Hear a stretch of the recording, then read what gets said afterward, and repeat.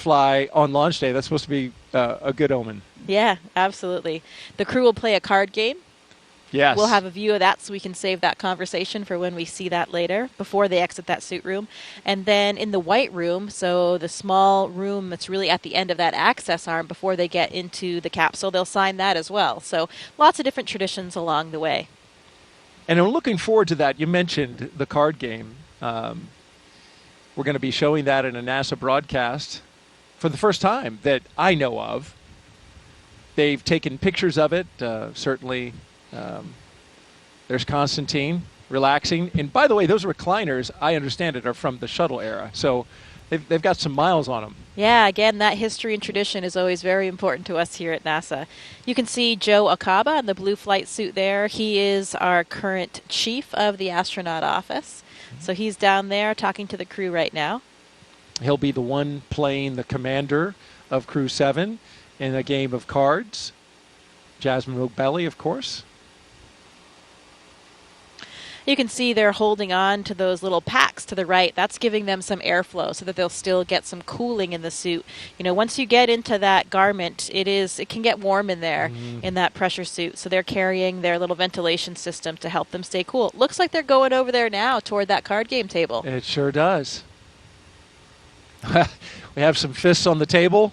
Looks like they're ready to play. Yeah, so Daryl, the tradition for this card game is that they will play until the commander loses. And the idea there is that they want Jasmine, the commander, to finally lose that card game and get all that bad luck out of the way before the mission.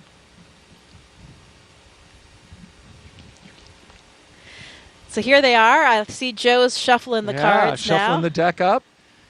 So Joe Acaba on the left, as she mentioned, chief of the astronaut office. On the right, Jasmine Mogbelli, the commander of the Crew-7 mission.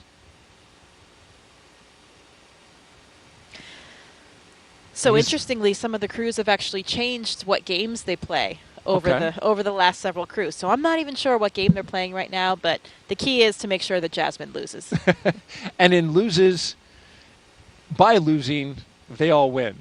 Exactly. Get that bad luck out of the way now, and then, you know, this is just really gives us a nice moment of levity, a little bit of a laid-back atmosphere before they're really getting going and getting out to the launch pad. So like the social media question that came in, it's nice to have these traditions that are all part of the process that mean a little bit of something to us. Okay, well, Jasmine cut the deck, and now Joe is dealing. Very dramatically, I might add. I think this might be a game that involves one card.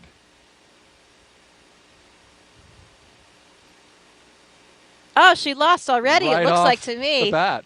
That's great. That is great news. High fives all around. Oh, they're back for more.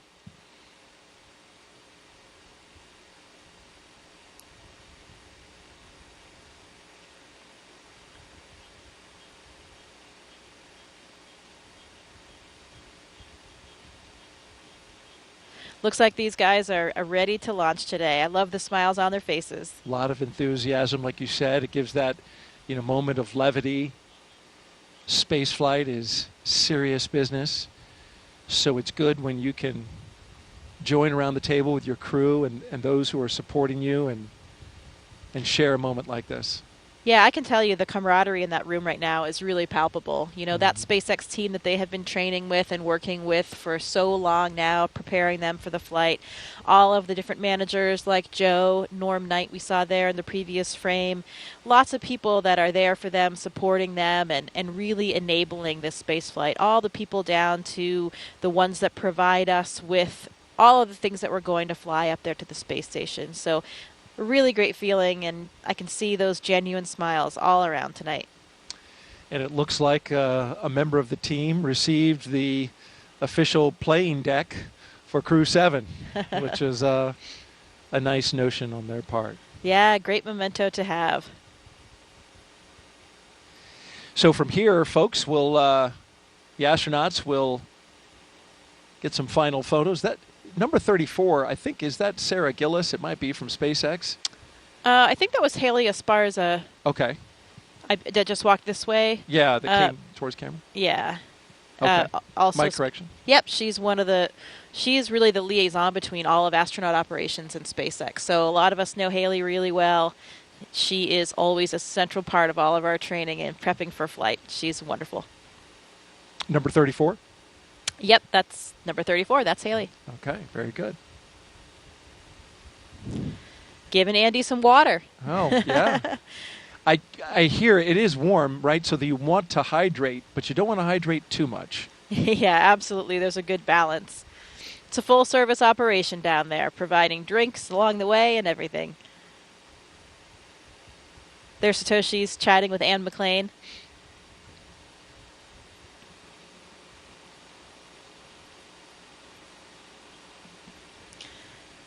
And of course, this is all very, very choreographed for the timeline. They will exit that room at exactly the prescribed second and get down, do their signing, and get into the elevator.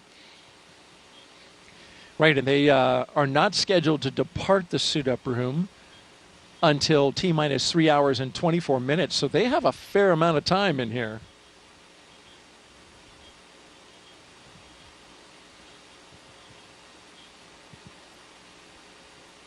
So you mentioned Jasmine's children. You know, all of these crew members have kids, and last year, Satoshi even became a grandfather.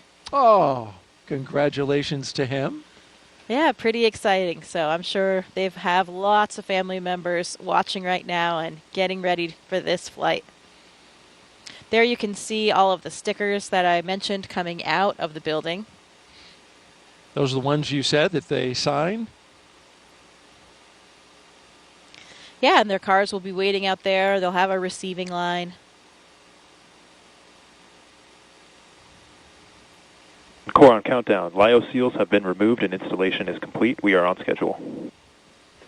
So you mentioned folks watching from Japan. It's actually 1 o'clock in the afternoon there, so this is a great time to take in some launch coverage, although for us it's, midnight. Yeah, I was thinking about that yesterday. You know, for the Europeans and the Japanese, this is much kinder hours than it is for us. But hey, any time of the day or night is a good time to go to space. Absolutely. Now we're looking down the hall from crew quarters, and you'll notice there's some art along the walls there. And former space shuttle astronaut, NASA astronaut Nicole Stott led a campaign to get some of these wonderful paintings, space-themed paintings, put up on the walls. And it's really a nice touch, I would think, as you're walking down that hall before you get in the elevator and come out to the Teslas. Yeah, absolutely. Those were new as of a few years ago. I remember seeing them being installed, and it really is nice to add a little bit of current flair and something that represents a lot of different communities to this historic building. You know, staying in crew quarters, I'll never forget the first time that I stayed there. You know, as a new astronaut, when you get to stay in that building for the first time, where so many astronauts before you have stayed on their final week of that night, those nights leading up to the space flight, it really is an incredible feeling, and you kind of feel like you've made it. You know, okay, I'm really an astronaut now. Here I am in crew quarters. Yeah, how about that? It's unspectacular in its decor, right? It is, you know, when I went through there and looked at it, very much they look like dorm rooms, but the history, I take it, and I take your point, knowing that so many big names and historic names in the past have gone through there. That's pretty special. Yeah, absolutely. And you're right, they aren't really updated or fancy by any means. They kind of look like they're still back in probably the 80s kind of thing, but it's kind of nice. It gives you that nostalgia, and I think we all take a lot of comfort there. Well, we're looking at the back of the SpaceX, one of the SpaceX Teslas that will be going out to the pad, and apparently now we have the custom license plate. It's bye. And so there'll be different license plates, different messages on all three of the cars. So we'll have to see what the other ones are. But I believe there's always a nod to the crews as well. Yeah. That was something I just found out for this launch. So I would expect to see a 7 somewhere. And maybe that's on one of the other cars. Yeah, maybe there's. You know. I don't think there were 7, but maybe there's a combined. I don't know. You might be onto something there. We'll have to see. We'll have to take another look at that license plate. Yeah, remember for Crew 2, the 3 cars were reduce, reuse, and recycle. So I really like that message. Yeah, that's good. Positive Yeah. messaging. I think I saw Pam Melroy out there. She, of course, is the Associate Administrator for NASA, so the Deputy Administrator for NASA. So great to see her. And a former space shuttle astronaut. Yes, very accomplished space flyer.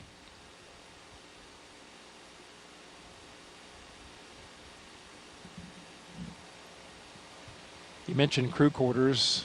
It's a facility that is 26,000 square feet. So it's a big space.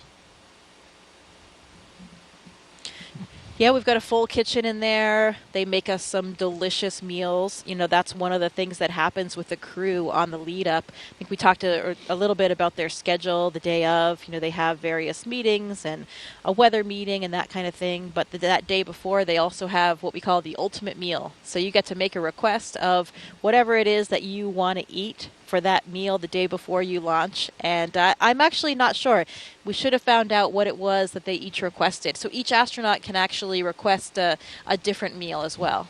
Yes, and I have a little thing about their food. What we do know is that Andy and Satoshi are bringing food from their home countries along with them, which is nice. Jasmine says she's bringing some Persian food that she's going to share with the crew once she gets up there.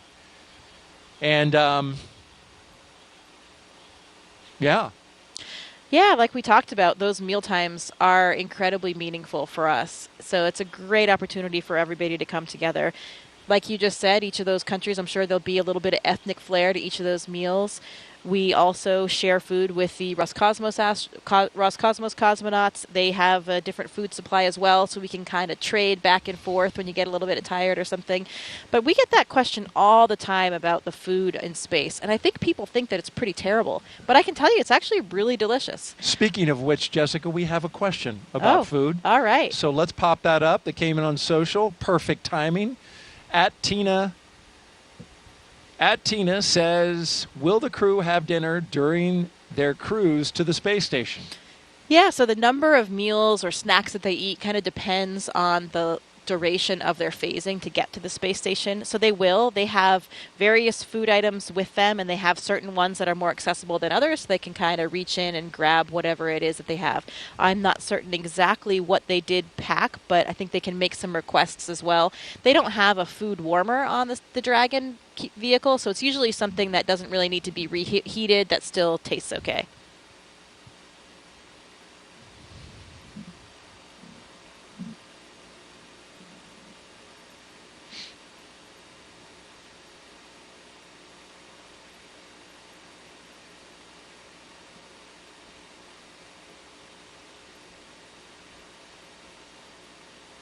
And our social participant who asked that question, she is actually here participating in a NASA social at Kennedy Space Center, which is an event we do for launches, invite various influencers and social media account holders to come out and participate in activities in and around the Space Center, as well as take in a launch. So she was right there, watching the coverage, presumably, I guess, on her phone when she asked that question. Yeah, it's nice to be able to help share the mission with everybody. And through social media, so many people are communicating that way today that it's great that we have all of these people that can help spread our NASA message and share in the excitement of this exploration. Absolutely. So we're T-minus 3 hours and 26 minutes. You're watching NASA's coverage of the Crew-7 launch to the International Space Station. I had their patch on the other day. I think that's what it was. Well, hey, Crew-6 is eagerly awaiting their arrival. Indeed they are. And in about 7 days, we'll be coming back down to Earth. But today we're focused on Crew-7 getting up to the International Space Station. You're looking outside of astronaut crew quarters here at the Kennedy Space Center, where we are awaiting the walkout of the astronauts on their way to the International Space Station. Here are the doors to crew quarters that Jessica mentioned earlier, and you see the patches around the doors and up there around the meatball.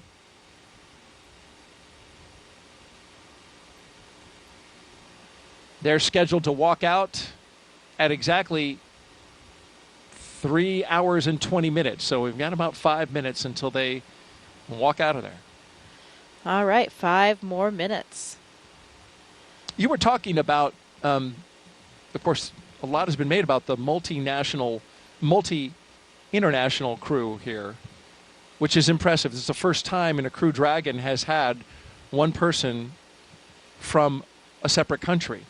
But I did some research, got a hold of the historian at Johnson Space Center, and she was telling me that if you go back to the space shuttle program, there was actually a space shuttle launch that was more diverse for nationalities, and it was STS-84. And the reason is that flight included C. Michael Foale, a British American, Elena Kondakova, a Russian, Jean-Francois Clairvoy, French, and the remainder of the crew were Americans. However, Carlos Noriega was born in Peru. So you've got 5 nationalities on STS-84. Yeah, you know, that is a central element toward everything that we do. Of course, it is called the International Space Station, but it is something that is so important to all of us. You know, this great example of what can happen when people from different backgrounds, from different places, all work together. And here they come, the astronauts walking down the hallway at astronaut crew quarters. 3 astronauts, 1 cosmonaut of Crew-7 waving as they go by into the elevator, headed down to the first floor.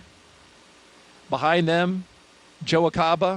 I believe that's Norm Knight with the Flight Operations Directorate. It is. Core on countdown. Crew walkout and suit up room departure is in progress on schedule. It's impossible to not smile when you're watching them walk out with those smiles on their faces, isn't it? It's contagious.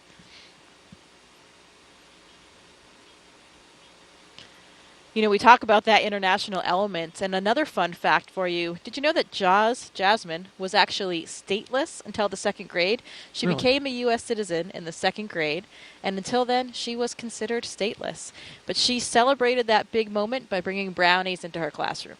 Oh, she went back, right, to many of the schools that she had gone to when she was a kid and visited with those kids and is taking up some mementos from that. I believe some class pictures from those kids. So I like that tie-in of how she is, you know, both a nod to her childhood and her background.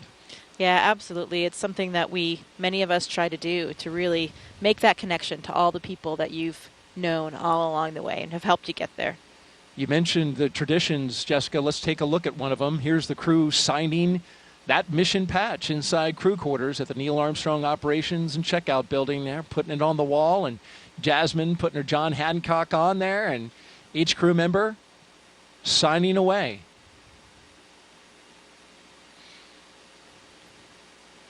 Lots of autographs and signatures to be had when you're going to space and when you come back, something that we all get used to. It takes some getting used to, though, in the beginning. It's not, I certainly was not used to people asking me for my autograph before. Mm-hmm.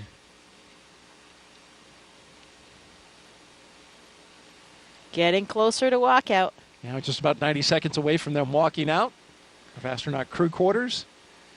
The Teslas are queued up. The security escort is ready.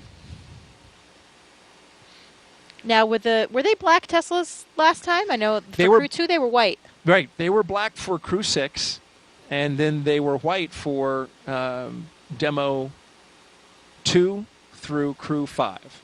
Okay. They changed up the color. SpaceX said, just adding some vehicles to their fleet. And I bet they've got their playlists all lined up as well. They do indeed, and I'm glad you asked about that. Yeah, another one of the traditions. You got to be listening to some loud jamming beats when you're headed out, and it's such Why is that? It's such a cool feeling. It really helps get you psyched up. I know I love music and certainly thrive off it. Since I was the astronaut support person for Crew 2, I did actually ride out in the Teslas with the crew, and it is such a cool feeling. You have lights and sirens kind of blaring with your escorts. You've got the music going loud. It was night just like this, and you're going out to this impressively lit launch pad. It really gets the excitement flowing and gets you pumped up. I'm getting pumped up just listening to you because the picture you just painted, wow. I can only imagine. Yeah, again, it's hard to not feel the excitement.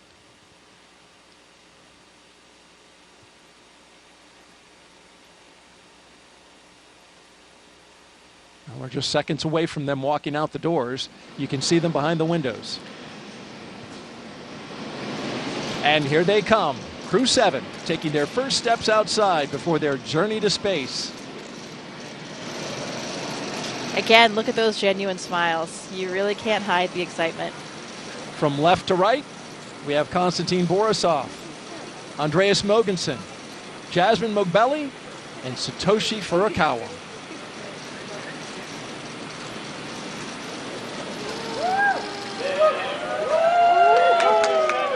Here we go.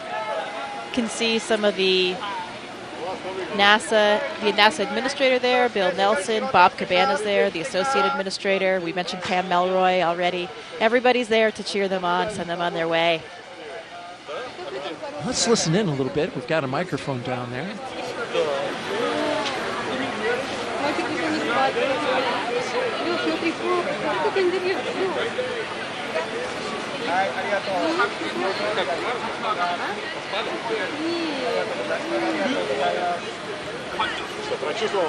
Да, начал волноваться. Нет, вообще нет. Вот сейчас вот стоял, чтобы вас видеть, расплакаться немножко, отвлекся.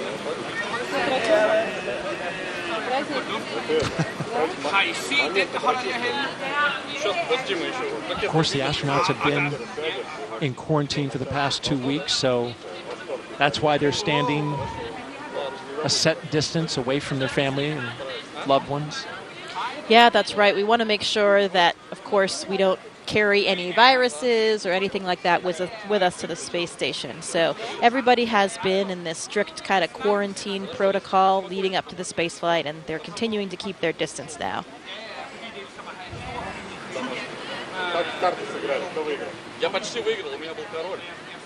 You can see Alex Gerst, German astronaut from the European Space Agency there, and Takuya Onishi, a Japanese astronaut. You can see those blue suits toward the front, helping out, escort the families and with the guests. Both are space veterans, of course. Mm-hmm.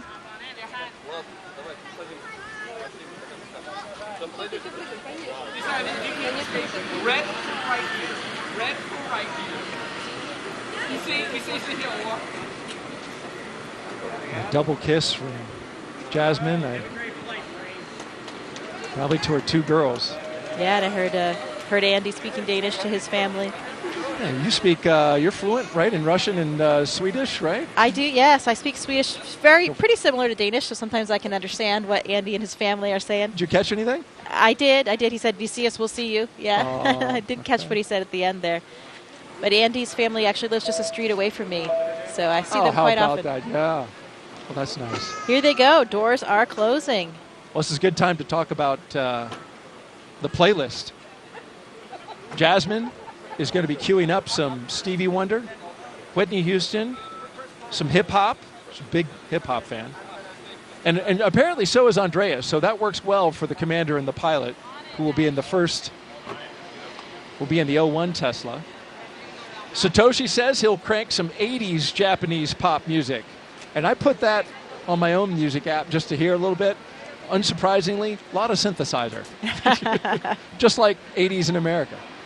And then Konstantin says he's going to crank some System of a Down, Pink Floyd. Look at that. I see Jaws twin girls. They're wearing little mini SpaceX suits. Oh, I have one of those for my daughter as well. They are adorable. They look exactly like the real thing. No kidding. You can see them just over at the window right now, looking in at Mom, riding on Dad.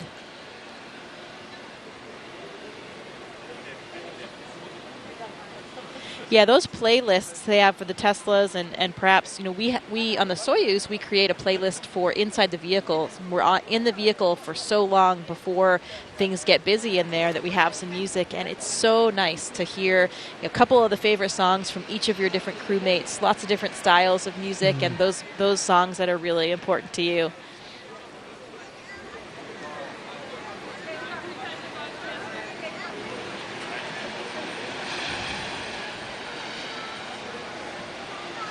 We got a social question. If you have one, send it to us. Hashtag #AskNASA on YouTube, Twitch. See those outfits with the hood and everything. Yeah, yep. The hood for the helmet. They're really great. Cute. Got to dress like mom. Be ready for game day. Oh, absolutely. And I imagine that helps a lot with this moment. Of course, they're quite young. But, with children of a certain age, understand that there's some risk involved, and astronauts have to have that conversation with older children.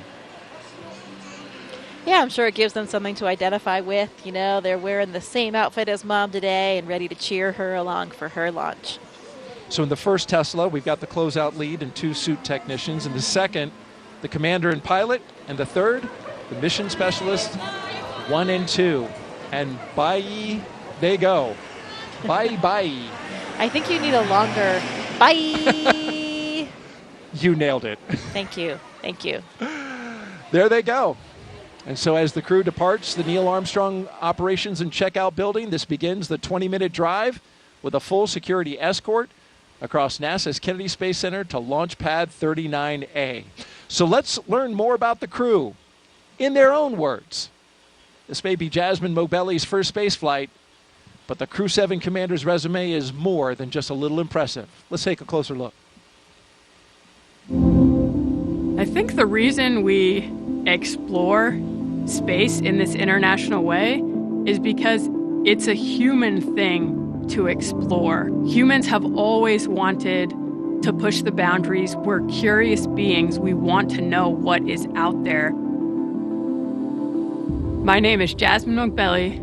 I'm the commander of NASA's SpaceX Crew-7 mission to the International Space Station. I was born in Bad Nauheim, Germany. My parents left Iran during the revolution and then ended up in Long Island, and Baldwin, New York is where I grew up. I always loved team sports from a really young age because you rely on one another, and that's something that I think is really important to know going forward in your career. Becoming an astronaut has been a dream of mine since I was in elementary school. But you think about a lot of kids say they want to be an astronaut in elementary school, but it just never went away from me. I loved physics and learning about how the world works. I went on to the Massachusetts Institute of Technology, studied aerospace engineering there, and then joined the Marine Corps after that. I wanted to fly jets, and wondering why would anyone want to fly helicopters when you can go fly jets. I thought you had to be a jet pilot to become an astronaut, and I wanted to still keep that door open.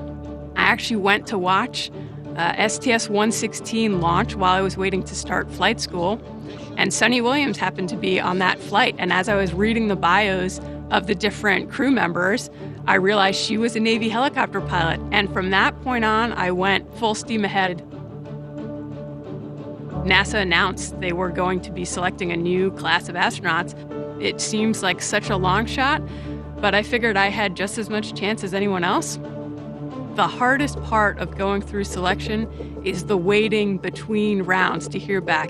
Each time my phone would ring with a Houston number, I'd have to kind of take a second to compose myself. They asked, would you like to come join the 22nd group of astronaut candidates?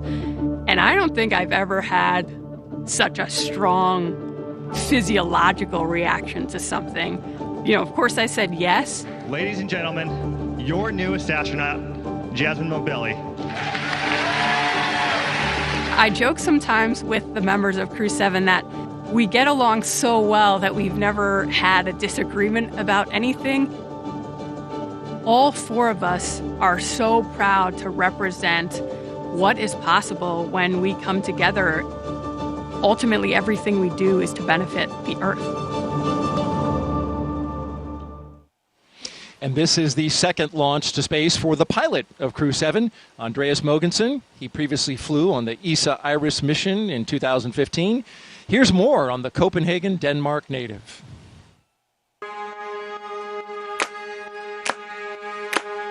We explore the world not just physically, but also mentally by doing experiments that increase our knowledge of the world and the universe. And that comes from a need to understand the world that we're part of and a basic curiosity that I think all humans are born with.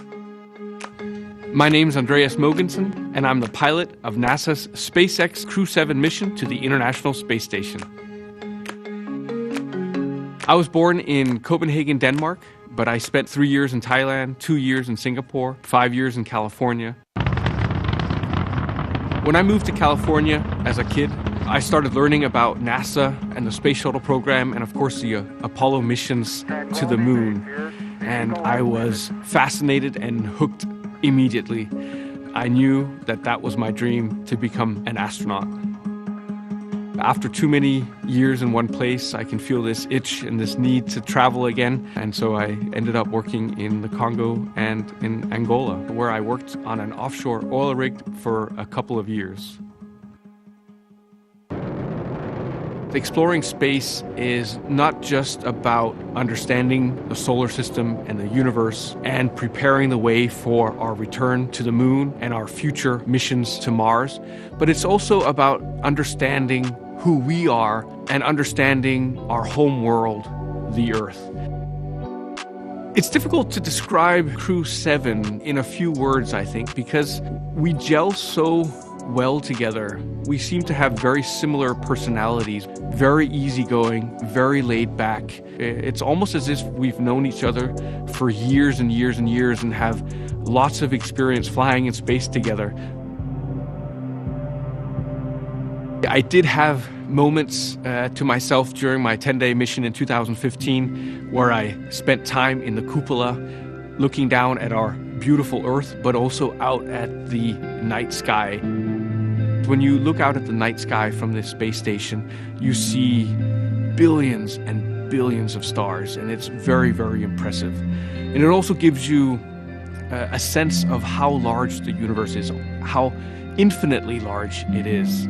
And it very quickly puts things in perspective. You very quickly realize how small and almost insignificant the Earth is, and how small and insignificant we all are in relation to what's out there, simply because the universe is so large. And I think that is exciting, because when something is as large as the universe, it must also mean that there are so many exciting opportunities and exciting discoveries waiting for us in the future. Impressive candidates, the pilot and commander. Now you see Crew-7 on the move, passing in front of one of the most iconic buildings we have here at the Kennedy Space Center. That's the Vehicle Assembly Building. And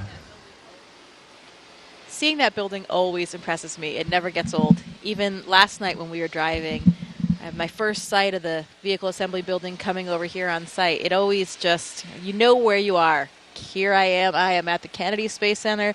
There's going to be something good going on tonight. Absolutely, and this is the view the astronauts have as they pass by the Launch Control Center. And as they pass the VAB, we are, of course, reminded, Jessica, as you know all too well, this is the same path that Artemis II astronauts, Reed Wiseman, Victor Glover, Christina Cook, and Jeremy Hansen, they will take on their way to Pad 39B for Artemis II's return to the moon.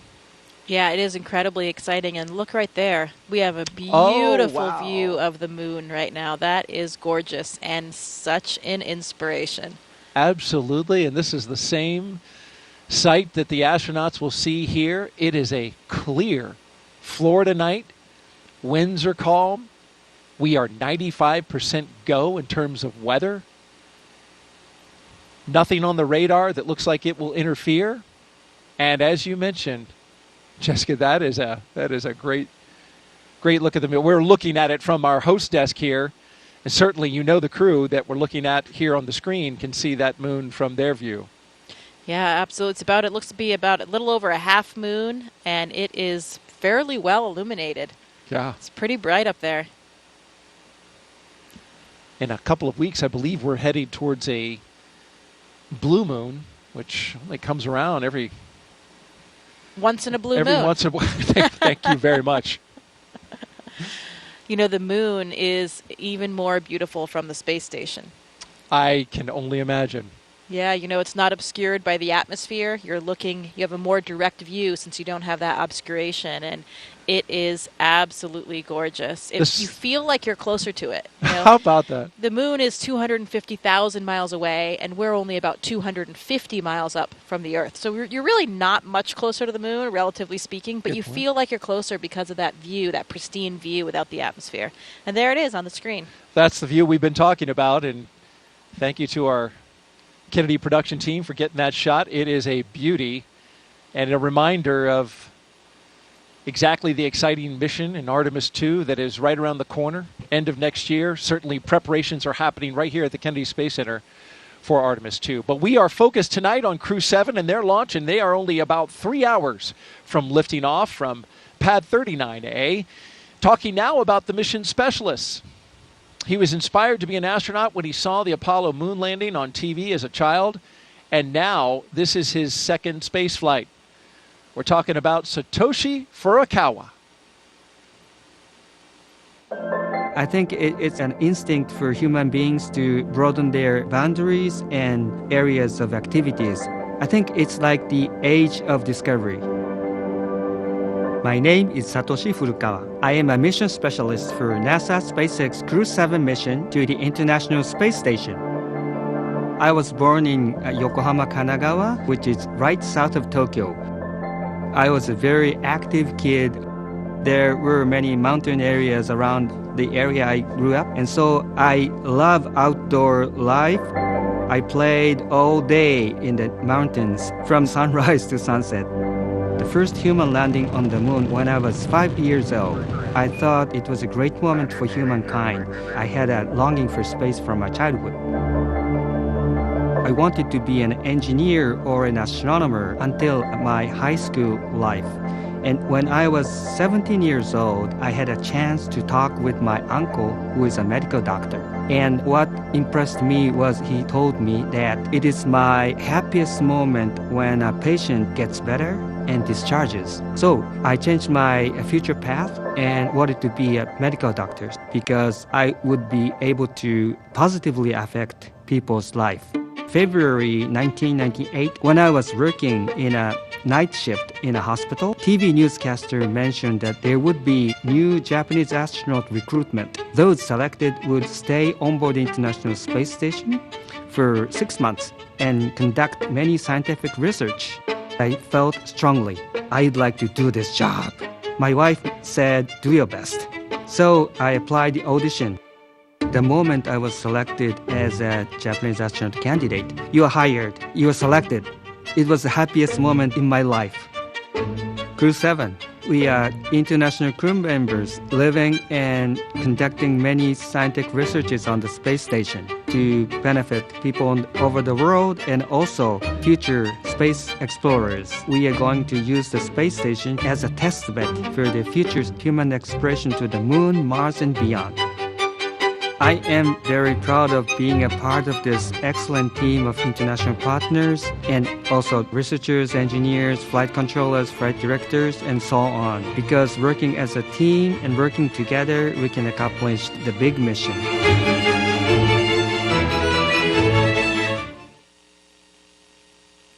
And here's a great shot, Jessica, rolling up to the rocket where you can see it right out your window. Yeah, that's a great moment. They're arriving there on the pad, and once they get out of the cars and come around, they'll get that first unobscured view outside of the vehicles of their rocket. What a sight to behold, just kind of realizing that you are about to get up in that elevator and get on board, and then you will be literally leaving the planet. There they are side by side, the rocket on the right and the launch tower on the left. And that's just, a sight that a special few get to see. The hope is, with the continued progress of the Commercial Crew program and NASA's efforts to commercialize low Earth orbit, and hopefully more and more people will get to share that view. And in fact, the Axiom missions and many of these other private space flights has made that possible for more than just NASA astronauts. Yeah, I would say we are at an incredibly exciting time. There are more and more ways to get to space for more and more people. And no matter how you look at it, that is a good thing, I think, for all of human civilization. It's really exciting. Core on countdown. The crew have arrived at the pad on schedule. At T-minus roughly 3 hours and counting, we got the confirmation that the crew is on the pad. And we want to talk now about our last mission specialist, cosmonaut Konstantin Borisov. He has a master's in aircraft life support systems and is a freediving instructor. It's a very natural thing for any human to explore. We want to see what's behind that hill, we want to see what's behind that sea, we want to see what's behind that planet. My name is Konstantin Borisov, and I'm a mission specialist for NASA's SpaceX Crew-7 mission to the International Space Station. I was born in Smolensk, Russia, but when I was 1 year old, the whole family moved to Zhukovsky. It's a small city not far from Moscow. I was always attracted to water. Water is my comfort place. I found out that there is such a sport called freediving, in which we are switching our mammalian dive responses and we can actually do breath hold diving and stay there for long. I did a course and something clicked. It was like the day which changed your life to before and after. I realized that there are so many things we don't know about ourselves. People think that they cannot hold their breath for longer than 30 seconds. But when I did my first freediving course, I showed myself I can do over 2 minutes. And that's crazy because you understand that your brain tells you have limits, but when those limits are off, your brain is like, wow, maybe there are more things. So it expands the way you see yourself and the way you see the world and the way you see how free you are. It was actually part of my preparation process to become a cosmonaut. But the preparation process, I enjoyed it. It's a lot of travel, it's a lot of new knowledge, and there is a big adventure waiting for you, and I'm very excited about that. For those who ask what a spaceflight is, I would say that we have 3 big jobs on the space station. First job is experiments, second job is take care of the station, doing the maintenance, repair what's broken, storing things, restoring things, cleaning up. And the third big topic is actually taking care of your body, because in weightlessness you cannot help but train. I think many people don't understand that technology advancement which we have had during the last 50 years mainly comes from space exploration. People get very comfortable with using their phone and have very fast computers in space motivates us to create those advancements. I want to take part in it and I want to put my small stone into this pavement which leads us to the new asteroids, to the new planets and to the new systems.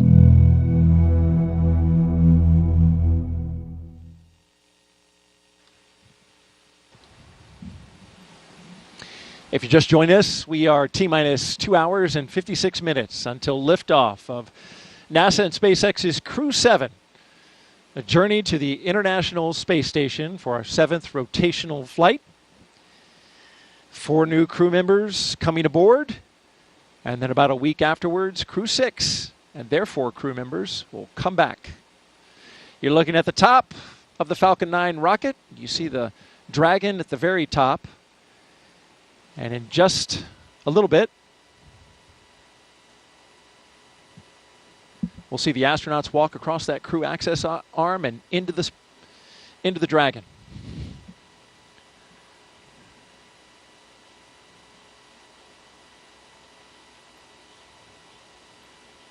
We complain about these night launches from our point of view and being up all night, but there is something special about them, isn't it? It's really spectacular with all the lights.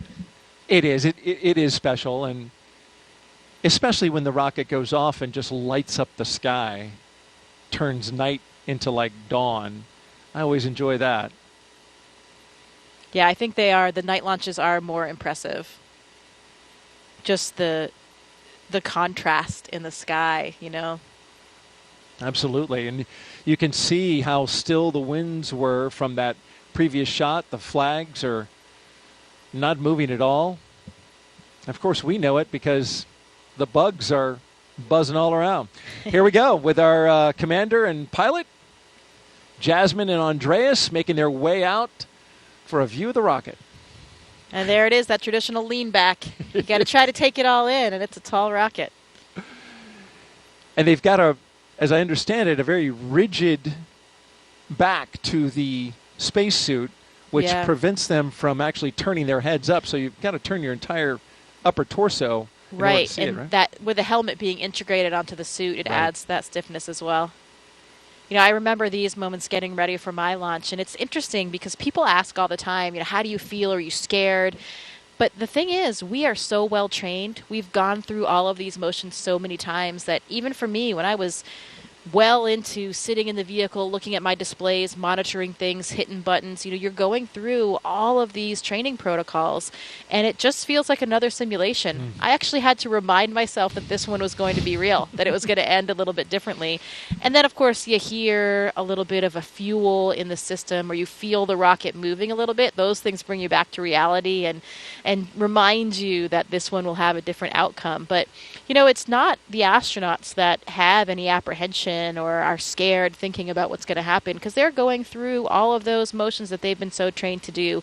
It's really more for the families and friends that are on the ground. They're less familiar with everything. They don't have a full understanding of it. And of course, their loved one is sitting on the top of the rocket there. So, you know, it's interesting. People think that it's us that are worried about something on launch day, but it's really not. We're very well trained. We have trust in our hardware, in our systems, and all of the people on the ground watching everything so closely. And, you know, I know for me, I was just nothing other than 100% excited that my childhood dream was finally going to come true. 100%. Here they come. And I believe Anne McLean was in this group. Yeah, there she is by the phone. There's a telephone there on the corner, and that's one of the roles of the astronaut support person. Since it's a little bit difficult to dial things on a telephone when you're in a spacesuit. Yeah, there she is. Yeah, she actually has phone numbers of whomever the astronaut or cosmonaut is going to call, their spouse, family members, whomever, and they will have an opportunity to speak with them before they board the rocket. You see the chevrons, of course.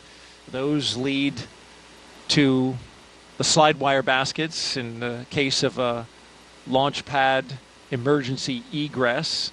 If it were cloudy or smoke-filled, those white chevrons would lead the way. So they go opposite of the chevrons to go up, but they point on the way out to the slide wire baskets. And also note that you see the graded floor. In the case of emergency egress, there would be a lot of water coming down. The sprinkler systems would activate and be just a deluge of water, and that water needs to drain off. So to keep the floor from being slippery, all that water drains off through the grate. Another aspect of our training, we are so well trained on all those procedures that, you know we would be able to execute those procedures and get everyone to safety in the event that they had to. You can see, looks like Andy hooked up to a little bit more cooling there again. It is a warm night here tonight, especially if you're wearing one of those suits. 80 degrees out here in the east central coast of Florida, right here on the Cape. Now, you were in this role that Anne McLean is currently doing. Now, did you have to learn, like, dial 8 to get out, and then 9, and then the country code? Oh, yeah. I made sure that I had exactly the right series of numbers to press, because I really didn't want to mess up that call for them. Yeah.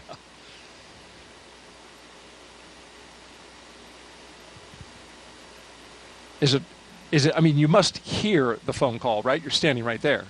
No, I mean, they will be talking. It's a little bit difficult for them because they have the helmet in and they're trying to get the phone handle in there. It's not a small cell phone. This is an old school real landline, kind of like a payphone. Looks like if you remember those, Daryl. Oh, yeah. I mean, we remember those, but some of the Some people watching might not remember those.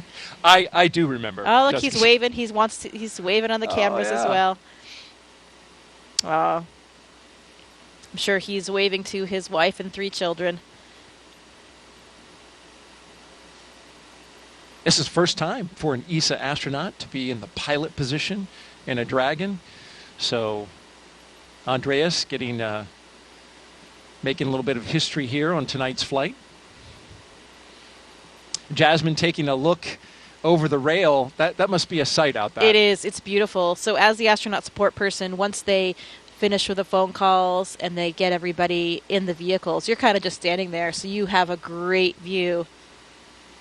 All right, there are 2 mission specialists, Konstantin Borisov and Satoshi Furukawa.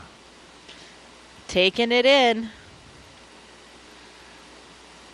They're getting a lot of looks. Yeah. Big wave, thumbs up. It's interesting about that elevator when they go in.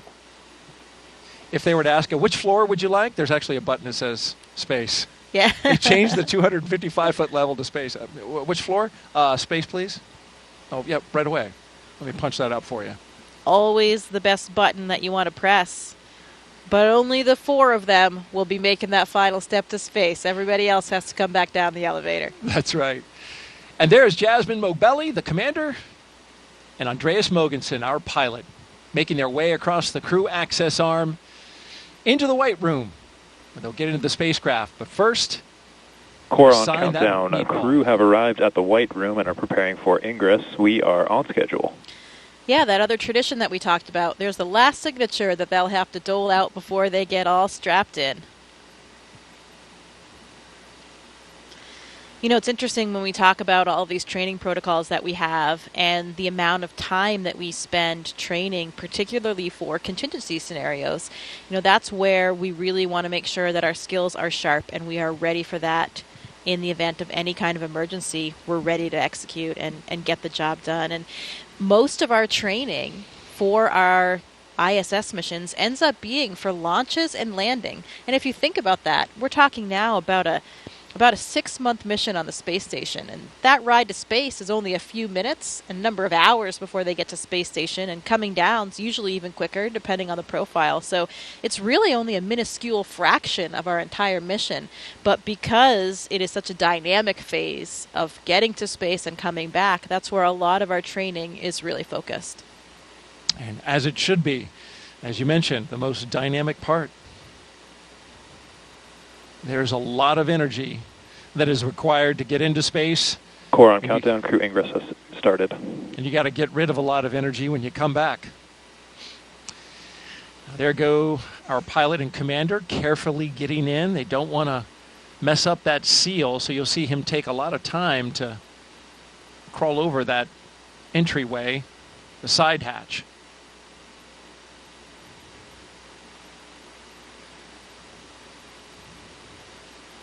It's a cool view going down that access arm, isn't it? It sure is. Again, I think that night sky helps with the dramatic scene we're creating here tonight. For sure, as we wait our 2 mission specialists to wrap up their phone calls, and then they'll be coming right down that crew access arm. We've been doing this for 3.5 years now, but that crew access arm still looks futuristic.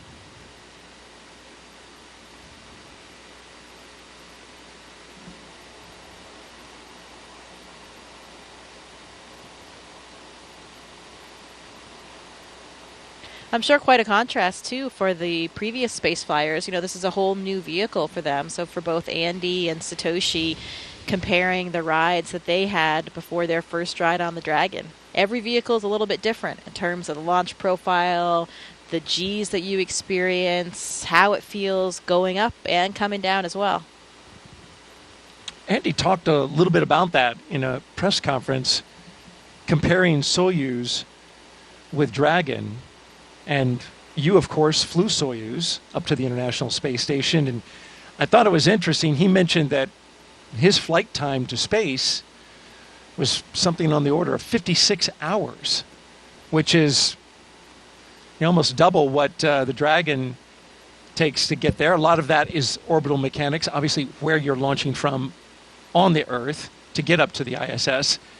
But you had a long ride up. Well, it depends on the profile that you fly. So a lot of times it is about a 48 hours, a 2-day profile. That was more common in the past. Now, actually, it's more common to do either a 4-orbit or a 2-orbit profile, which means it's only about 6 hours. That's what I had, 6 hours to get to space, so much faster. Oh, wow. And that is more common now. And now we even have the 2-orbit. So Laurel O'Hara, her Soyuz will be flying the 2-orbit rendezvous. So that is only about 3 hours, and that happens very quickly. That was being tested about, when I was up there, it was still being tested only on Progress vehicles. Now we're doing it with crew vehicles too, so that's the way to travel. Two orbits, 3 hours to get to space. Not bad. Can't complain about that. Not bad at all. I did not know that. That's interesting. One of the big differences for them, you can see the windows in the vehicle right there on the sides of the vehicle. For the Soyuz, everything, we also have windows on the sides. I was in the left seat, so I had a window right next to me to my left. But during launch, those are covered by a fairing. So you can't actually see anything when you're taking off here on the launch pad. From what I hear from other Dragon flyers, the view is spectacular of the launch pad area when they're lifting off. So those windows really, really come in handy.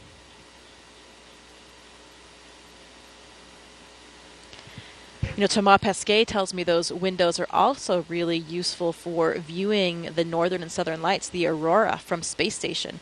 When the Dragon is docked, the orientation that you have looking out those windows, you can spot those aurora and see them coming from hundreds of miles away and get your cameras ready. And that's opposed to when you're just looking out of the cupola, sometimes you don't see them till they're already there, and then you're frantically getting your camera ready and trying to capture it, and sometimes it's too late. So those Dragon windows can give you a little bit of a heads up to get configured for the aurora. How about that? I mean, it's on my bucket list just to see an aurora from Earth. I just imagine what it'd be like in space. Well, Daryl, people make fun of me for saying this, but it's still true. I've only seen them from space. How about that? Maybe that sounds a little bit annoying. I would love to see them from Earth as well, but it's nice to still say for now, I've only seen them from space. I was in northern Sweden last year hoping to get a view, but we didn't. Yeah, it's got to be just right in order for that to happen. You got to have some, as I understand it, some solar particles coming your way, right? Yeah, you have to have the right things happening out there in the solar system, but also have to have good weather here on Earth so that your view isn't obscured by clouds. And here come our mission specialists. On the left, Konstantin Borisov, and on the right, Satoshi Furukawa. They're even dancing their way down the hallway. Oh, they're loving it.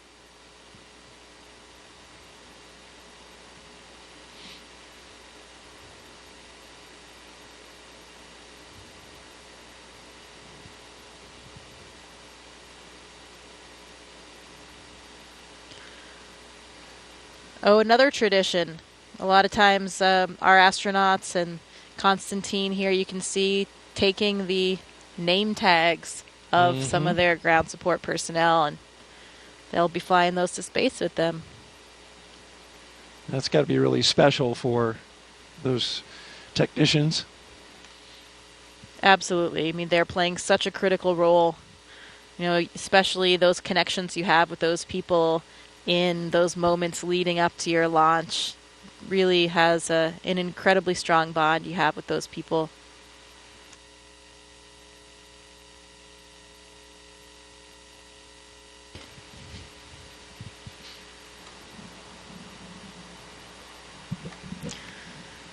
Any good astronaut or cosmonaut always has a Sharpie with them. I don't think there's a Sharpie pocket on this suit, but the technicians are handing them Sharpies to get this job done. Yes, in fact, it's on the to-do list.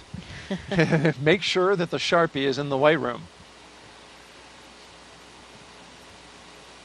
And you saw briefly Satoshi holding his arm up, and those zippers. They have zippers on each arm, zippers on the leg. Those got to be zipped up, nice and secure, so that pressure suit functions exactly as needed.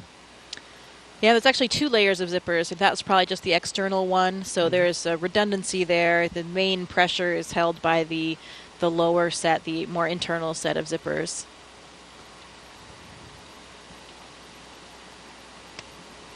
Another critical component of the way we do Core on things at NASA. countdown. Seat 1 and Seat 4 are beginning their ingress into Dragon. We are on schedule. You know, safety always comes first. We always have a lot of built-in redundancy to each system, including the spacesuits, to make sure that we can keep everyone on board safe.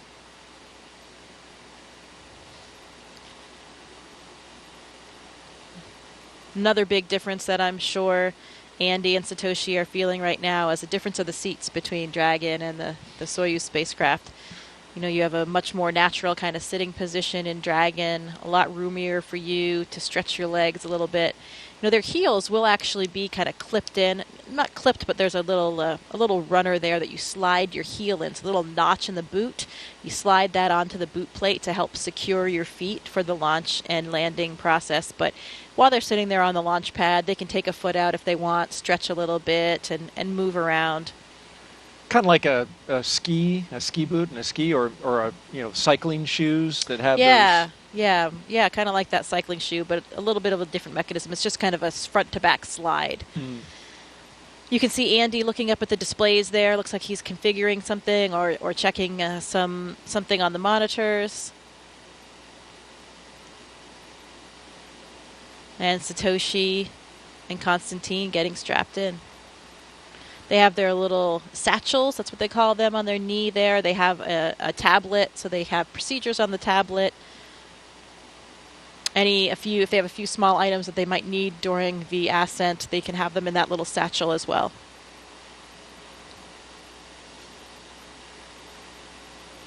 If you're just joining us, you're watching live coverage of NASA's SpaceX's mission known as Crew-7. Good morning to you. It's 12:48 Eastern Time here in Florida. And we're showing you live coverage here at the Kennedy Space Center. I'm NASA's Daryl Nail, joined by NASA astronaut Jessica Meir, giving us some great insight tonight. If you'd like to ask a question of Jessica, just jump on our social media channels, Facebook, X, and YouTube. Put in the hashtag AskNASA, you can see at the bottom of your screen, and we'll get that question on the air.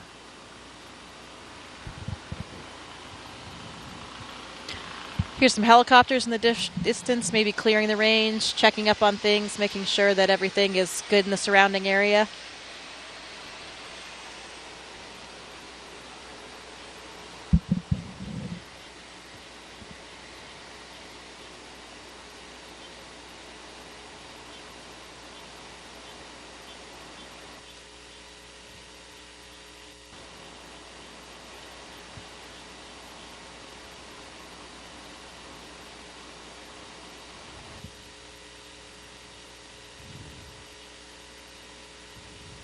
The Ninja in there making those final configuration checks, making sure the crew is strapped in correctly to be safe and comfortable.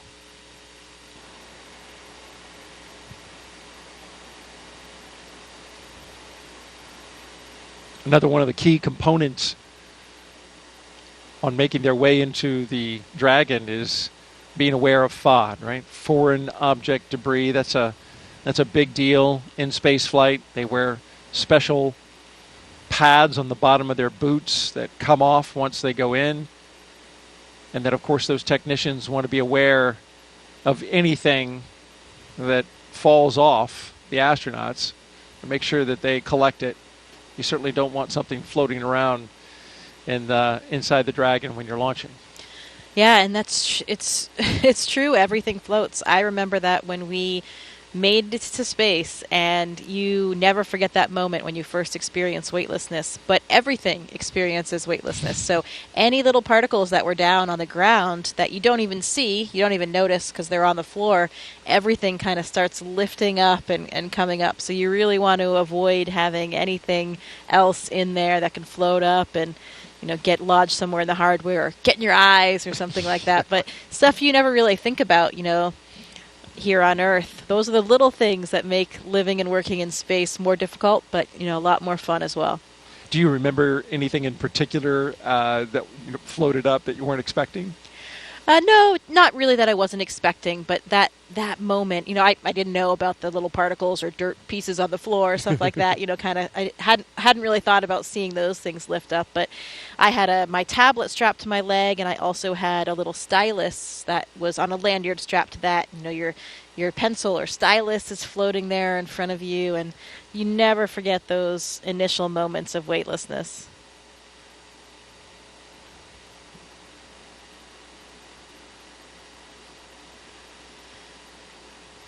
Pretty dramatic when you have that last engine cut off and suddenly you're in weightlessness and it's prolonged.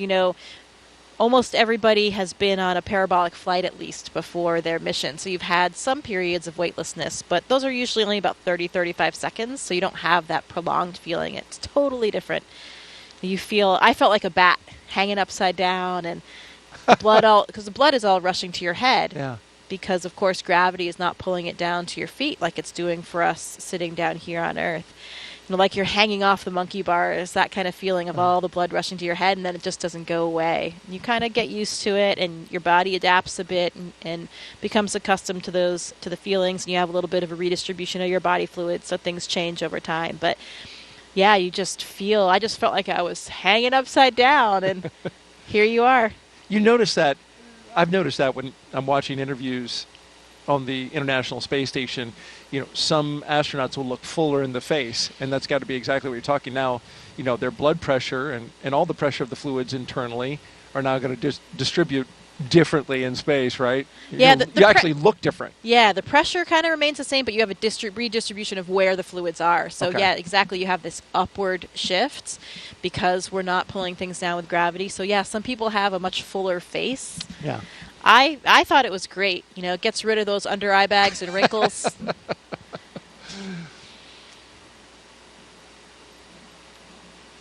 Very flattering, microgravity.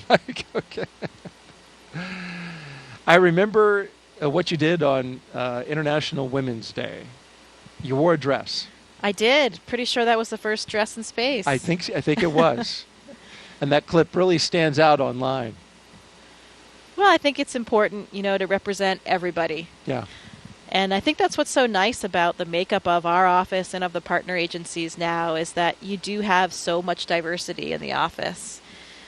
Astronauts don't just look like one thing anymore. They don't come from one mold. We have people in our office that are, still the traditional military test pilots like the first astronauts, but we have scientists of all types. We have medical doctors. We have engineers. We have men. We have women. We have people from all different ethnicities and backgrounds. And, that makes it just a much more interesting place to work. There are so many studies on the ground, right, that show that we have more successful, more productive teams when we have that kind of diversity and actually much more job satisfaction as well. Mm. I believe we have a social question as the astronauts are getting comfortable in their seats, got their harnesses on. Coming up in a little bit, we'll be articulating their seats up to launch position.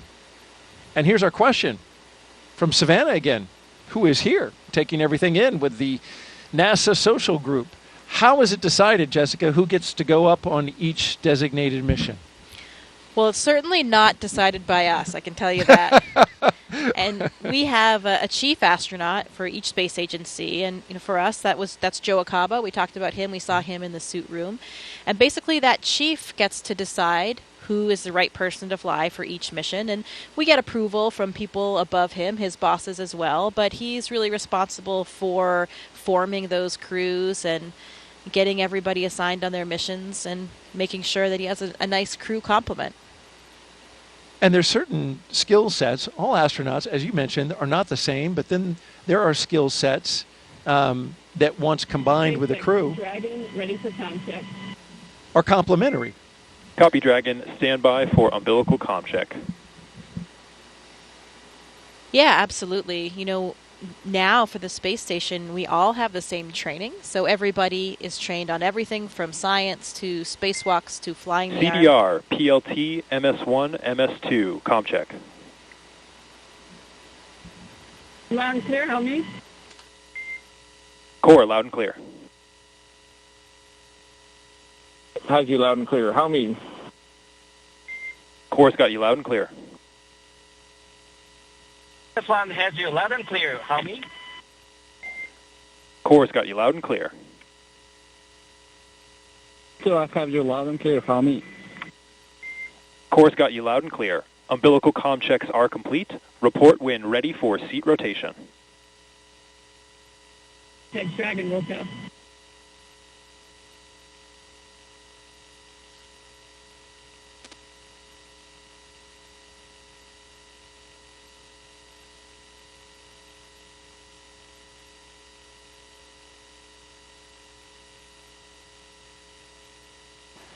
So we just got good comm checks with each of the crew members aboard Crew-7. Going from left to right, we have Konstantin Borisov. SpaceX Dragon ready for seat rotation. Andreas Mogensen.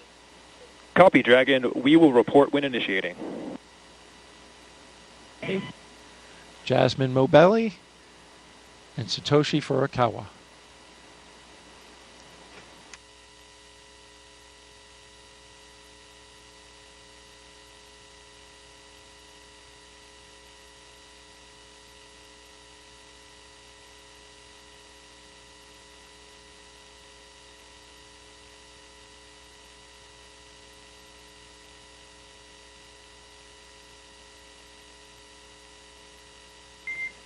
And Dragon SpaceX initiating seat rotation. Copy.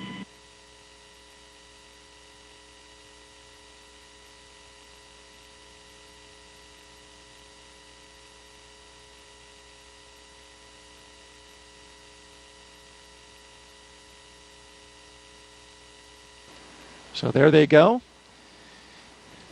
With a big wave as they rotate the seats upwards so they can be better configured for launch, of course, and also they'll be able to see their display panels directly in front of them. Yeah, and the main reason why we want to launch and land in that position is for the G forces, the gravitational forces that we experience. You know, get up to 3 or 4 Gs on launch and landing, on a nominal launch and landing. And when you take those G forces through your chest, so when you're on your back, those forces are coming straight down, so they're hitting through your chest. That's much easier to deal with than if you were sitting straight up, then they were hitting your head. That would really drive the blood out of your head, and that's why, you know, if you're flying a jet, that kind of Dragon thing. SpaceX, seats are in the launch position. You are go for Section 2, suit leak check preparation. SpaceX Dragon copies, proceeding to Section 2, suit leak check preparation. So yeah, if you're a pilot and you have those G-forces that you're experiencing while sitting up, the blood can drain from your head, and that's why you can get dizzy or lose consciousness, and you have a G-suit on, or maybe you do different maneuvers to help counter that. So it's much easier on the human body to take those G-forces through your chest. And we train in centrifuges as well so that we become accustomed to what those G-forces are, how they feel, and make sure that you can still feel comfortable, function with what you have to do. For me, for the Soyuz training, we did a lot of that in Star City with the centrifuge. We went up to 8 Gs, and we also did some landing profiles under the G, so you're in the centrifuge and you're controlling where your descent is to make sure, you know, to see what that would really feel like for the real day. And actually, I was pretty surprised. You know, taking those Gs, as we said, through the chest is a lot easier to deal with. 8 Gs is a lot, though. 8 Gs is a lot, and that's a lot more than you would experience on a normal launch and landing, but that would be for the Soyuz for a ballistic entry. If you had something a little bit off nominal with your re-entry and you went into that different type of profile, you could experience around 8 Gs. So that's why we train for that. The SpaceX crews do centrifuge training as well here in the U.S., And I'm not sure what the maximum of that profile is.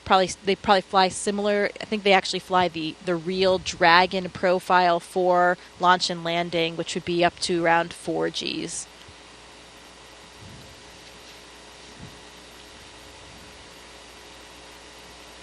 We're getting great stuff from NASA astronaut Jessica Meir as we count down to liftoff of Crew-7.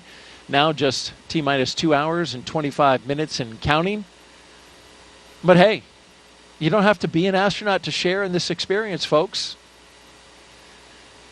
Take a look now as our Crew-5 astronauts explain how you can get your virtual guest passport and be part of the excitement.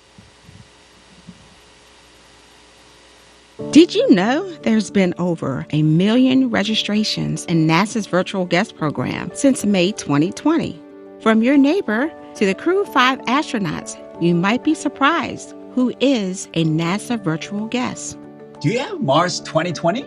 I do. Do you have James Webb? Sure do. Do you have Crew-5? Well, I've got it here, and you guys have it here, but I missed it here. We conducted over 200 science experiments and technology demonstrations on our mission. We loved being part of Expedition 68. We even remembered a virtual guest passport for Einstein, our freefall indicator, but we forgot to register and missed the stamp. Even if you're doing existing research, never miss a stamp from NASA's virtual guest program. Whether you're en route to the International Space Station or located anywhere around the globe, register at nasa.gov/virtual guests to receive updates on missions and milestones. As a virtual guest, you will receive curated resources and a stamp for your passport following a successful launch. Remember, you only get the updates and stamp if you register. I joined. I won't miss it next time.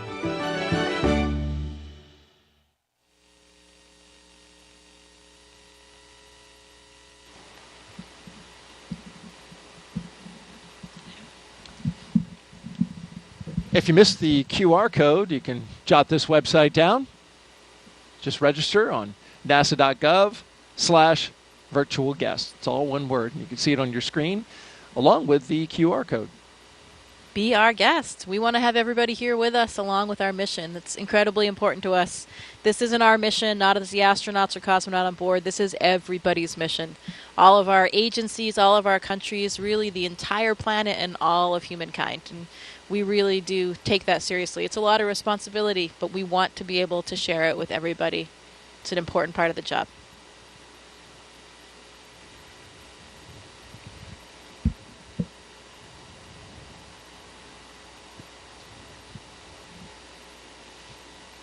Good view of their boots there. It's the second iteration of the boots, I believe, or maybe even third. The early Demo 2 and earlier missions had a different style boot. Yes, Andreas Mogenson's knees and boots are prominent in this particular shot. And once they test again, the pressure suits, we'll see those inflate and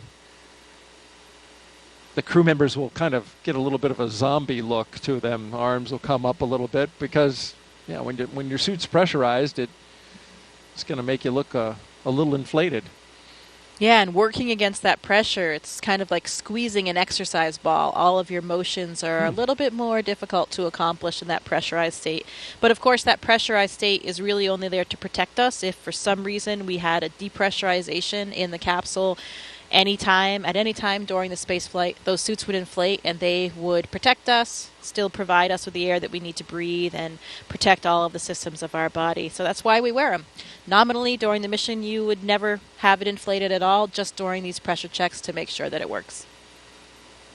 You would never wear this suit outside of the Dragon. This is just in case, something breaks the hull or somehow you lose your atmosphere inside the Dragon. Right, absolutely, that's correct. So the spacesuit that we wear to do spacewalks on the space station, the extravehicular mobility unit or the EMU, much different than these suits. Dragon, we copy and concur 4 good suit leak checks. Closeout team will be performing its final closeout steps. You are go to proceed to section 4 and report when ready to close the side hatch. SpaceX Dragon woke up proceeding with Section 4 side hatch closure. Good news. 4 good checks. You can hear Jasmine speaking to the ground and getting ready for those next steps.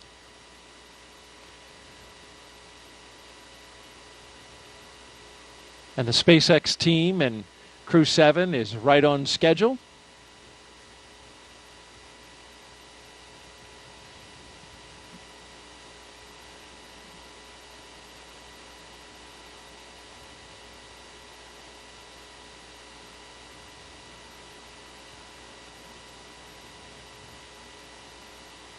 We got a split view now.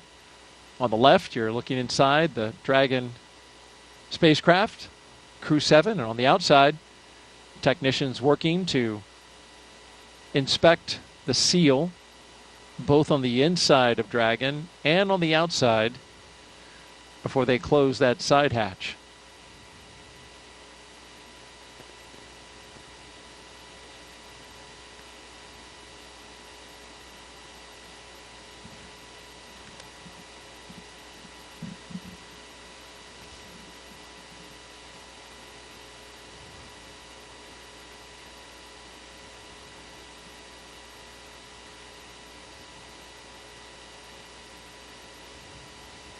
Dragon crew is ready for side hatch closure. Yeah, like you mentioned before, really important. Copy, Dragon. Crew is ready for side hatch closure. At this time, we are also going to proceed into our pre-launch comm checks.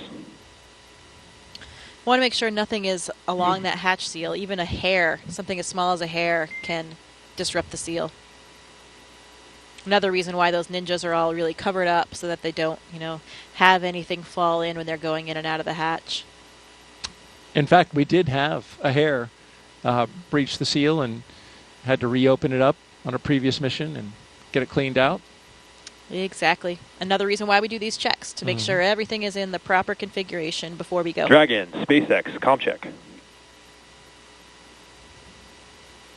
SpaceX Dragon has you loud and clear. How me? Core has you loud and clear. TDRS comm check is complete. Stand by for comm checks with DC, MD, and LD in the launch configuration.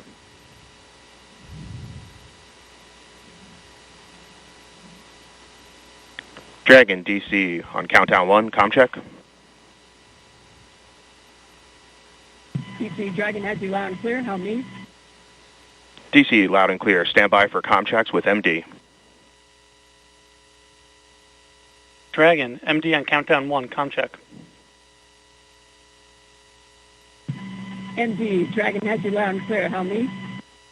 MD, loud and clear. Stand by for comm check over Dragon to ground. Dragon, MD on Dragon to ground, comm check.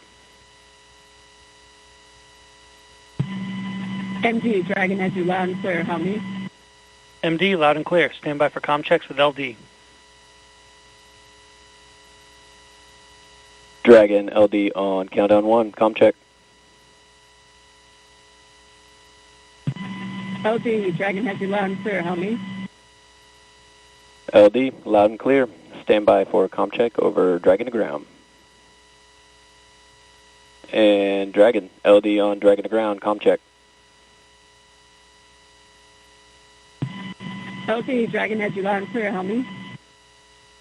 LD, loud and clear. Let's go fly. Let's do it. And Dragon SpaceX, launch configuration comm checks are complete.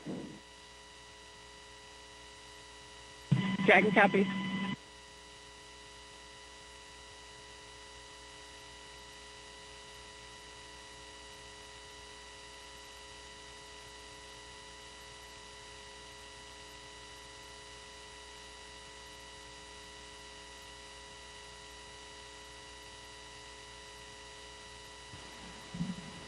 So we just had the communication checks across the ground stations and the TDRS satellite network. You need a lot of ways to be able to communicate with a spacecraft when it's accelerating at a high rate of speed going up to space, and then of course once it's in orbit.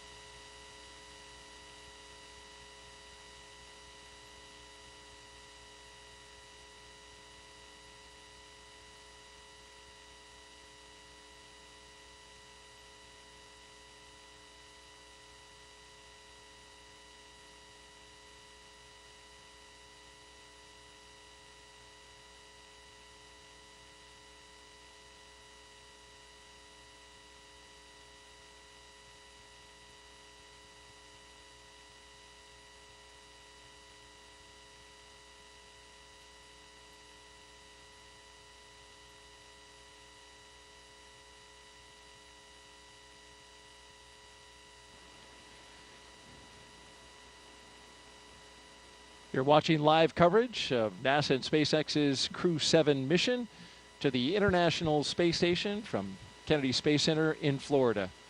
NASA's Daryl Nail joined by NASA astronaut Jessica Meir as we count down to liftoff. Crew-7 got up early this morning, T-minus 7 hours. Had their medical checks, their pre-launch meal. Got suited up at roughly around T-minus 4 hours. Drove out to the pad. Arrived at the pad at right around T-minus 3 hours and change. And since then, they've gone up the launch tower and into the Dragon, where they are strapped in, secured, had their suit leak checks, individual comm checks, and spacecraft communication checks. And now we are awaiting the closure of the side hatch. And we've got a range of time in which this can happen. Yeah, we're looking pretty smooth so far. Those good leak checks, good comm checks. Crew is all situated and ready. I think those feelings of anticipation are building up now as they start thinking about what's going to happen in 2 hours and 13 minutes from now. It will be exciting, and we will have all the best views. It certainly will be exciting, and we'll have all the best views as they go into space. If you're just joining us, you're watching live coverage of SpaceX and NASA's Crew-7 mission to the International Space Station from here at the Kennedy Space Center in Florida. We have beautiful weather for launch. We are 95% go. It doesn't get any better than that, Jessica. Wow, I don't think I've heard a number that high for a while. Yeah, sounds great. The 45th Space Wing started going to increments of 5 percentage points. They used to do just 10, but then they changed it to 5. Now the best you can get, it used to be 90%. Now it's 95%. All right. Can't ever get 100, though. It just has to be, 95. Well, we've got a lot of overachievers on board. That's probably difficult for a lot of people in our office not to get that 100%.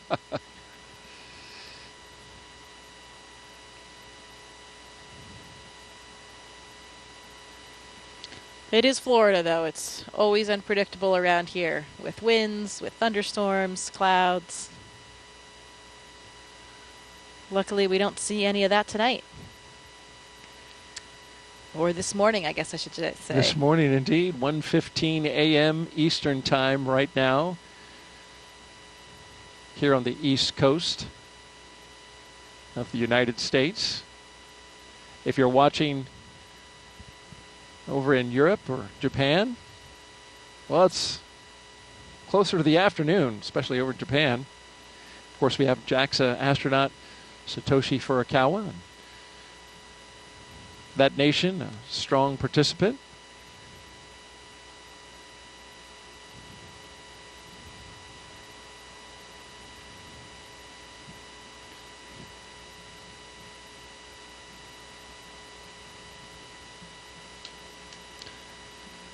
(7:16 a.m. in Copenhagen), so Andy's fans are probably waking up. What a great way to start their day over there in Denmark.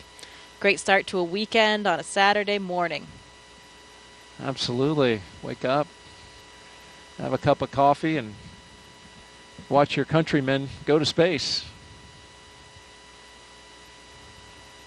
And once Andy, speaking of Andy, once he arrives at Space Station, he'll be able to take over as commander of the International Space Station. That's quite a responsibility. Yeah, it absolutely is. And it's a nice experience to be able to have some different representation in those roles.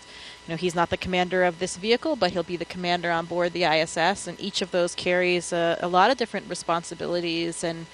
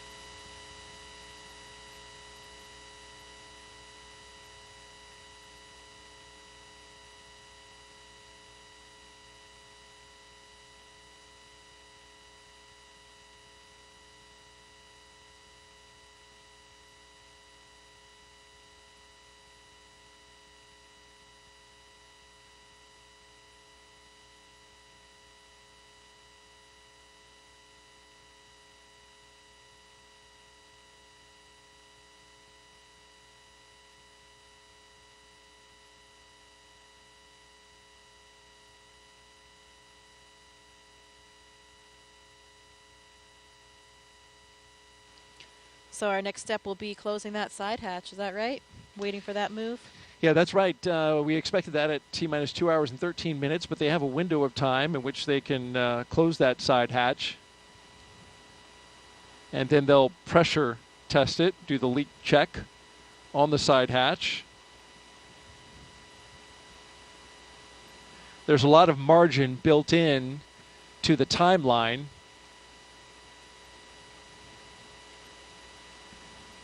So that in case they have something come up, they have time to work it. We've seen that happen on a few missions prior.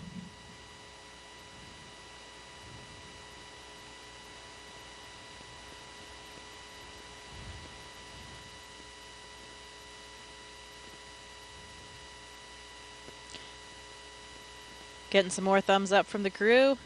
More waves.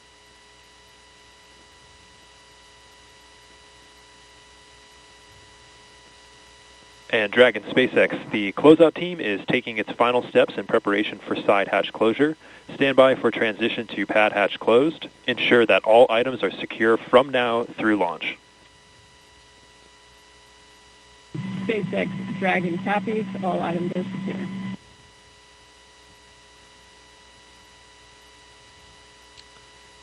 Just like we mentioned, want to make sure that things aren't going to be floating away from them in the launch environment. Straps and Velcro are your best friend when you're in space. I've always likened that call to the stow your tray table and put your seat upright, you know.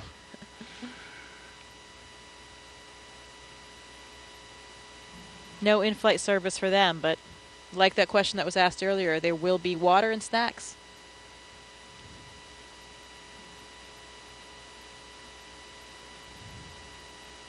And as we await side hatch closure, if you've got a question for our own Jessica Meir, NASA astronaut, just punch up hashtag AskNASA on the social sites, Facebook, X, and YouTube.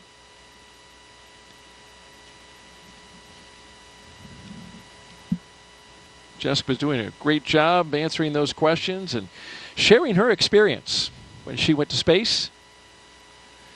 Here's a question at Spacecraft 2-7. What is the main purpose of Crew-7's mission to the space station? The main purpose of Crew-7's mission is to support the International Space Station in all of its science and operations during their stay there. So what does that mean? You know, now that we are at assembly complete for the space station, which we reached back many years ago, 2011, I believe it was, assembly complete, we have much more time for doing what we call utilization. So any type of scientific experiment or something that is flying as a hardware demonstration, those are our most important objectives, that science that we are getting done. Of course, you have to do maintenance as well. You need to fix the toilet, change the light bulbs. We don't have those plumbers or electricians coming up to help us out, so we have to be able to do all the work ourselves. We do spacewalks. We have to do certain repairs outside the space station. All of those things are part of a nominal mission. Visiting vehicles will be coming to the space station with all of the cargo on board. We'll have to fly the robotic arm, capture those, and unload them. And we could talk a little bit about the science as well. You know, there are some interesting experiments that are on board with this crew. One of them is the crew themselves. We have a big physiology study called CIPHER. I think we're going to hear more about that later in the broadcast from some of the scientists involved. But that's a comprehensive physiological suite. It's about 14 different studies that are really targeted at comparing and contrasting different mission durations. So, you know, we have had short shuttle missions in the past. We have typically 6-month missions on the space station, and we have a few that were more around the year mark. We want to see if there are differences in different lengths so that we can try to forecast ahead toward our really long duration mission, which will be to Mars. You know, that mission right now with current methods and of Dragon technology will SpaceX, be about 3 years. We are commencing a health check for the launch escape system. Expect a momentary flight computer state change followed by a transition back to pad hatch closed. SpaceX Dragon copies. So when you go to Mars, it takes about 6 to 9 months to get there, 6 to 9 months to get back. You want to spend a good amount of time there on the surface as well to make it worthwhile. So that's why we call it about a 3-year mission. And we want to understand the physiology involved in that kind of length of a mission. So that's really what this CIPHER study is designed to get at. Try to understand the differences between these short and longer. You know, what happens between 6 months and a year? Is there just a plateau that is reached? Do things stop changing? Or do we have a linear increase in certain parameters or that kind of thing? We want to understand more about those experiments. There's a sleep in orbit experiment that sounds pretty interesting. I think Andy will be a subject for that one. I'm not sure, maybe someone else as well. That uses an earbud EEG, an electroencephalogram, to measure brain waves, look at brain activity during sleep. So pretty cool EEG on board. You know, I speculated that it would be so cool to have an EEG on board crew members to see what's happening to the brain when you first go up in microgravity for the first time. Because you are navigating in this 3-dimensional environment for the first time. You know, sitting here, of course we're in 3D, but we're not really using things above our head, in the ceiling, on a ceiling, and that kind of thing. On the space station, we use all of the planes. We use the floor, the ceiling, all of the walls, all equally. And so you're navigating in this different way, and these different pathways are really forming in your brain in order to accommodate for that. It was a really interesting feeling I felt during the first few weeks I was in space, where I felt like my brain would actually do these flip-flops. If I went from the floor up to the ceiling and I was working there, you know, here on Earth, when we think about how we navigate and move around, it's all in relation to down, because we have this gravitational vector pointing down toward the Earth. When you don't have that in space, you know, suddenly there's no right or left. And if I'm up on the ceiling working, my brain would kind of reinterpret that as being the floor, or the deck, as we call it on the space station. So then when I, you know, lifted my head up, I didn't know which way to turn, because, you know, I was on the ceiling, but my body felt like it was on the floor. And that takes a couple of weeks for your body to get used to. And I think these new neural pathways are forming. And such an interesting thing for me as a physiologist, because I felt like I could really feel that happening. And Dragon SpaceX for post-ingress briefing.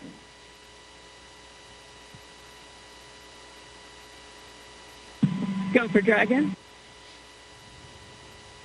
Okay, Jaws, we'll keep this one short. At this time, the Dragon team and F9 teams are not tracking any issues, and you couldn't ask for better weather. How copy? Dragon copies. Good to hear.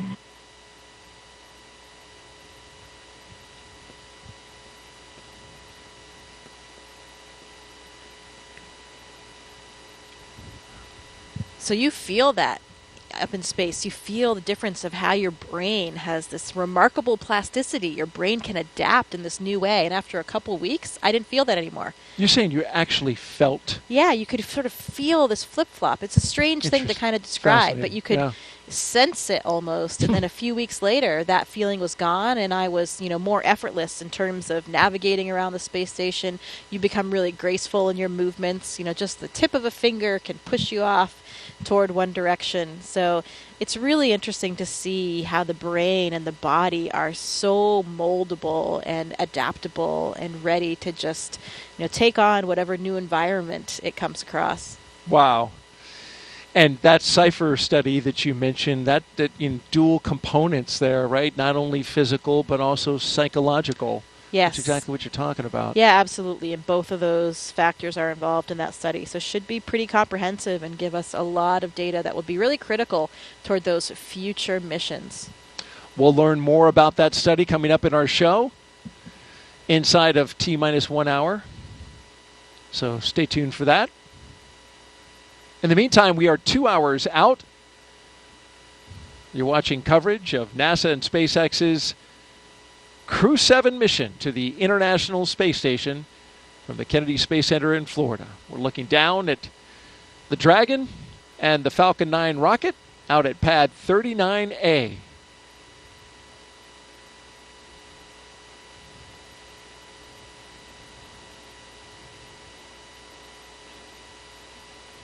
It's been a smooth countdown so far. Countdown proceeding nominally. Onboard Dragon spacecraft endurance. We've heard the communication checks between the Dragon team and the crew. We saw the astronaut seats. They were also rotated into flight position. We got the suit leak checks successfully completed. The closeout lead verified the cabin environments were good. We got the side hatch closed.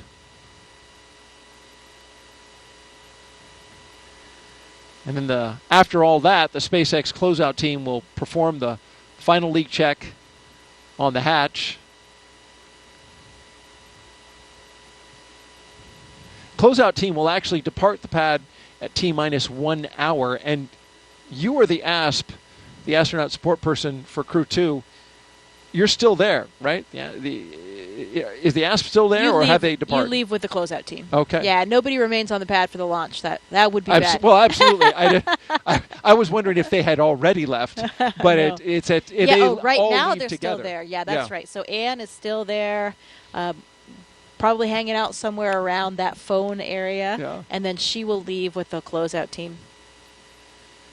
Anne McLean, she's talking about, spaceflight veteran, NASA astronaut.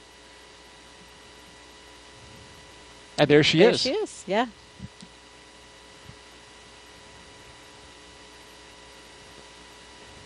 So those technicians, they stand by at that location. They are just on the other side of the crew access arm in the launch tower.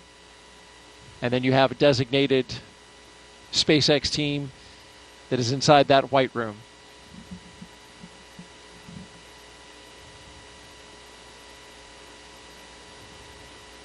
And as they continue to check that side hatch,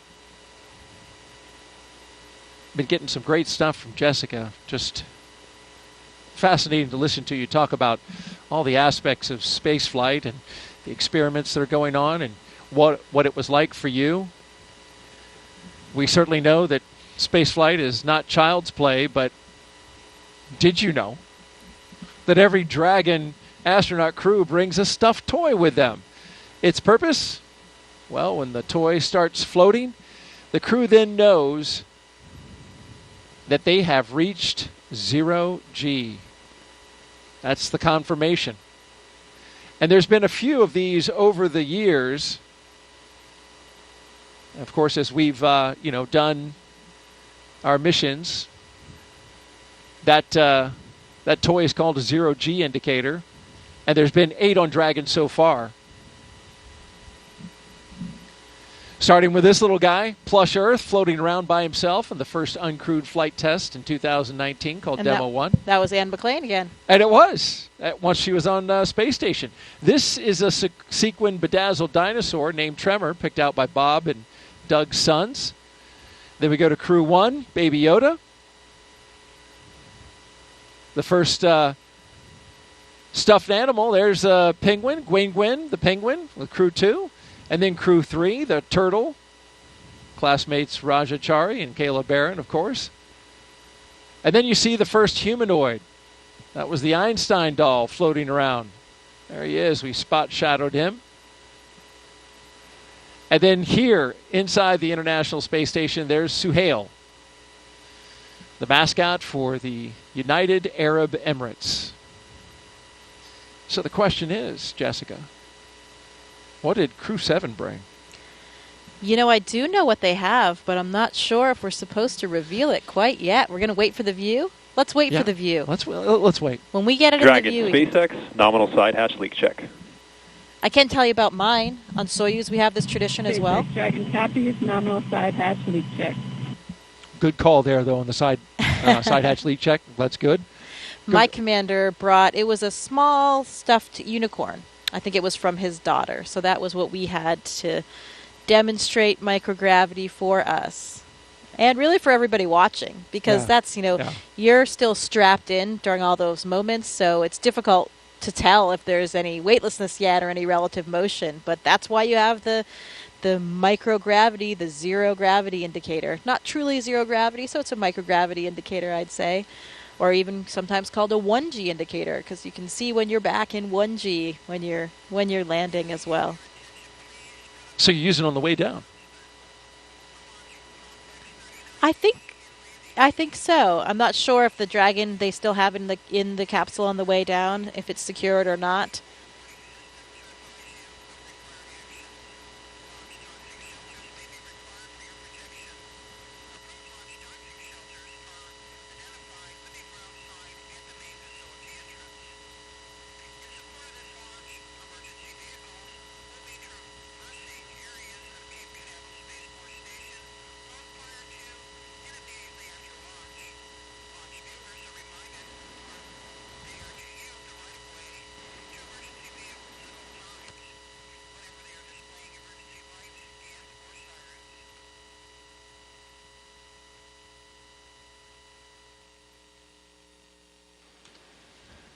Yeah, it's a fun tradition, though, and it's, a group activity, or at least usually up to the discretion of the commander. Who's going to choose it? Maybe it's your first space flight.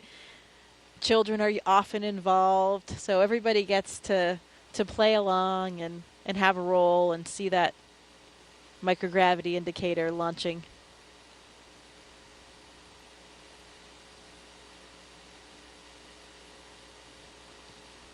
And while we've got a moment here, Jessica, we want to catch everyone up on our preparations for our first launch of a crew around the moon. First in more than 50 years. Let's take a look at our Artemis Moon Minute.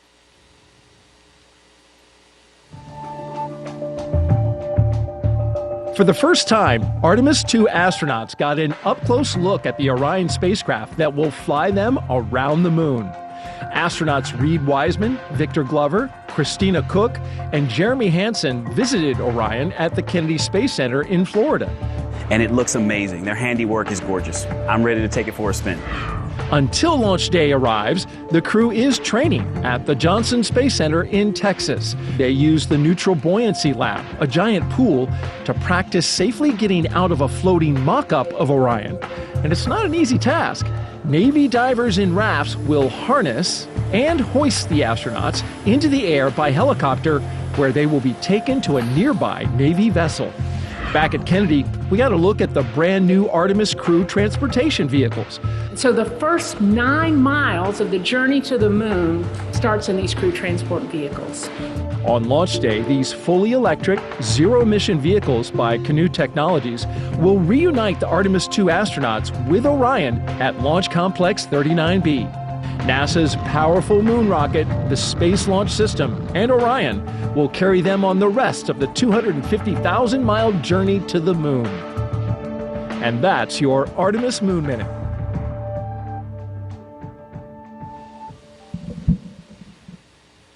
For Artemis updates, please see the QR code on your screen right now. Or you can visit the website at nasa.gov/Artemis 2. Certainly, you know all the crew members for Artemis 2, but also friends with the A2 crew, and 2 of them, Christina Cook and Victor Glover, were even part of your astronaut class, the 8 Balls, right? 2013?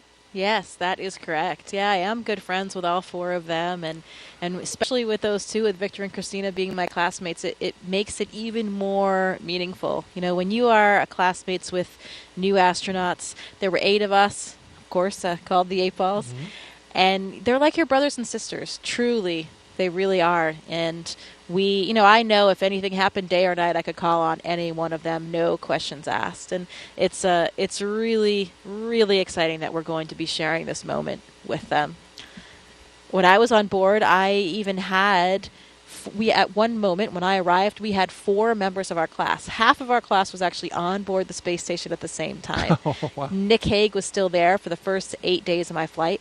Christina, as we just talked about from the Artemis 2 crew, she was up there already. Of course, the historic all-female spacewalk. That's right. 2019, yeah. And Drew Morgan was there as well. So there were 4 of us from the class, and that was truly something we never thought would happen. A lot of times, especially in the past, you would see if a rookie astronaut flew their first time, often they were with more experienced people, so you didn't have a lot of rookies all at once, or 4 of your classmates at once. Yeah. And so in the end, that's how it happened for us, and we couldn't have been happier. It's, again, you're flying with these people that you're already so close with and know each other so well. And of course, half that class was women, right? It was 4 men and 4 women. Yeah, that's right. That was the first time that we've ever had that 50-50 ratio. We still don't have a 50-50 ratio in the office, but we're trending in the right direction. I think we have about maybe 35% women right now, but heading in the right direction, really like all the STEM fields. And that's why it's such an exciting time when we are starting to have more equity from different backgrounds in everything that we do. As we look at the launch pad there, pad 39A here at the Kennedy Space Center, the Falcon 9 rocket, and the Dragon spacecraft on top. We're counting down towards the next few milestones, and we're waiting for the closeout team to leave the White Room and then eventually drive away. That'll be at T-minus 1 hour and 44 minutes, and then a few minutes after that, they'll drive away from the tower. There you see them by the elevators, wrapping up their work on the launch tower, and of course taking a lot of that equipment with them that was being used to cool off the astronauts. And so while they finish their work, let's learn more about what the astronauts are going to do once they arrive at the International Space Station.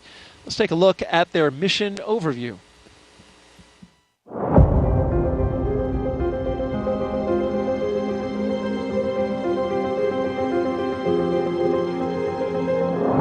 Our Crew-7 mission will take our 4 crew members to the International Space Station, which is, think of it as an orbiting laboratory around the Earth. In the broadest sense, Crew-7 and Expedition 70 is about the exploration of space, because a lot of the science and technology development that we do on board the space station not only benefits future missions to the Moon and Mars, but it also benefits humanity and it benefits the Earth. The main topic of our work is always science, so we have numerous scientific projects and scientific experiments which we are part of. We're doing science and research on ourselves, our human bodies, and how we react in space so that we can eventually go further in the solar system. Using the long-lasting microgravity environment on board the International Space Station, which we cannot obtain on the ground, we can perform many scientific research that makes our life on Earth better. Well, with my international upbringing, I'm especially proud of the fact that our Crew-7 mission has 4 different astronauts from 4 different countries. And it's just something really special when you think about we've all come from very different backgrounds. We have different cultures and different traditions, but we share those with each other. Working as a team, we can back up each other and accomplish the mission easily. And I hope that this is something which can show the world how we can achieve big things when we cooperate and we work together. It's a human being's instinct to broaden our boundaries. Humans have always wanted to push the boundaries. We're curious beings. We want to know what is out there. We want to see what's behind that hill. We want to see what's behind that sea. We want to see what's behind that planet. Every time we've explored in the past, it has been beneficial to humans and to humankind. We always learn and develop technologies that help us. We learn more about our home planet. We travel out into space to gather knowledge, to expand our understanding of our world and the universe, and return that knowledge to the Earth, to humanity, for the benefit of us all.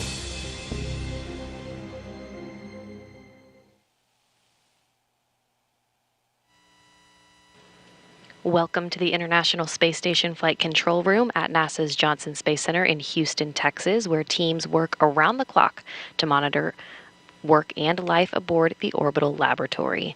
Mission Control Houston is essentially the nerve center for operating the International Space Station, working in tandem with our partner agencies and providers around the globe. Together, we've ensured the station is ready to welcome Crew-7. Leading the team inside the room right now is Flight Director Chris Dobbins. He will lead the joint NASA-SpaceX Go, No-Go polls once we're in integrated operations with mission controls here in Houston and SpaceX in Hawthorne, working together to bring Crew-7 to its new home in space. Like many launches to the International Space Station, today's launch has an instantaneous launch window, meaning the crew must launch at exactly 3:27 a.m. Eastern Time to line up with this space station. Launching at that time puts us in an orbit where Dragon's thrusters, which don't have the same power as Falcon 9, can carry Crew-7 the rest of the way to the space station. When Crew-7 arrives at the space station, they will no longer be referred to as Crew-7, but rather as Expedition 69 flight engineers. They'll be declared Expedition 70 once the Soyuz MS-23 departs in a few weeks with NASA's Frank Rubio on board. He will land September 27th with the longest single spaceflight by a U.S. astronaut with 371 days in space.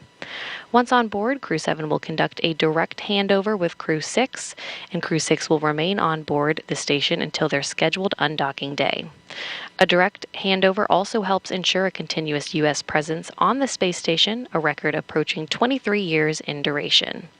After docking and hatch opening on Saturday, Crew-6 will give Crew-7 a safety briefing and orientation, which might be particularly helpful for the first-time space flyers on this flight, NASA's Jasmine McBelly and Roscosmos cosmonaut Konstantin Borisov.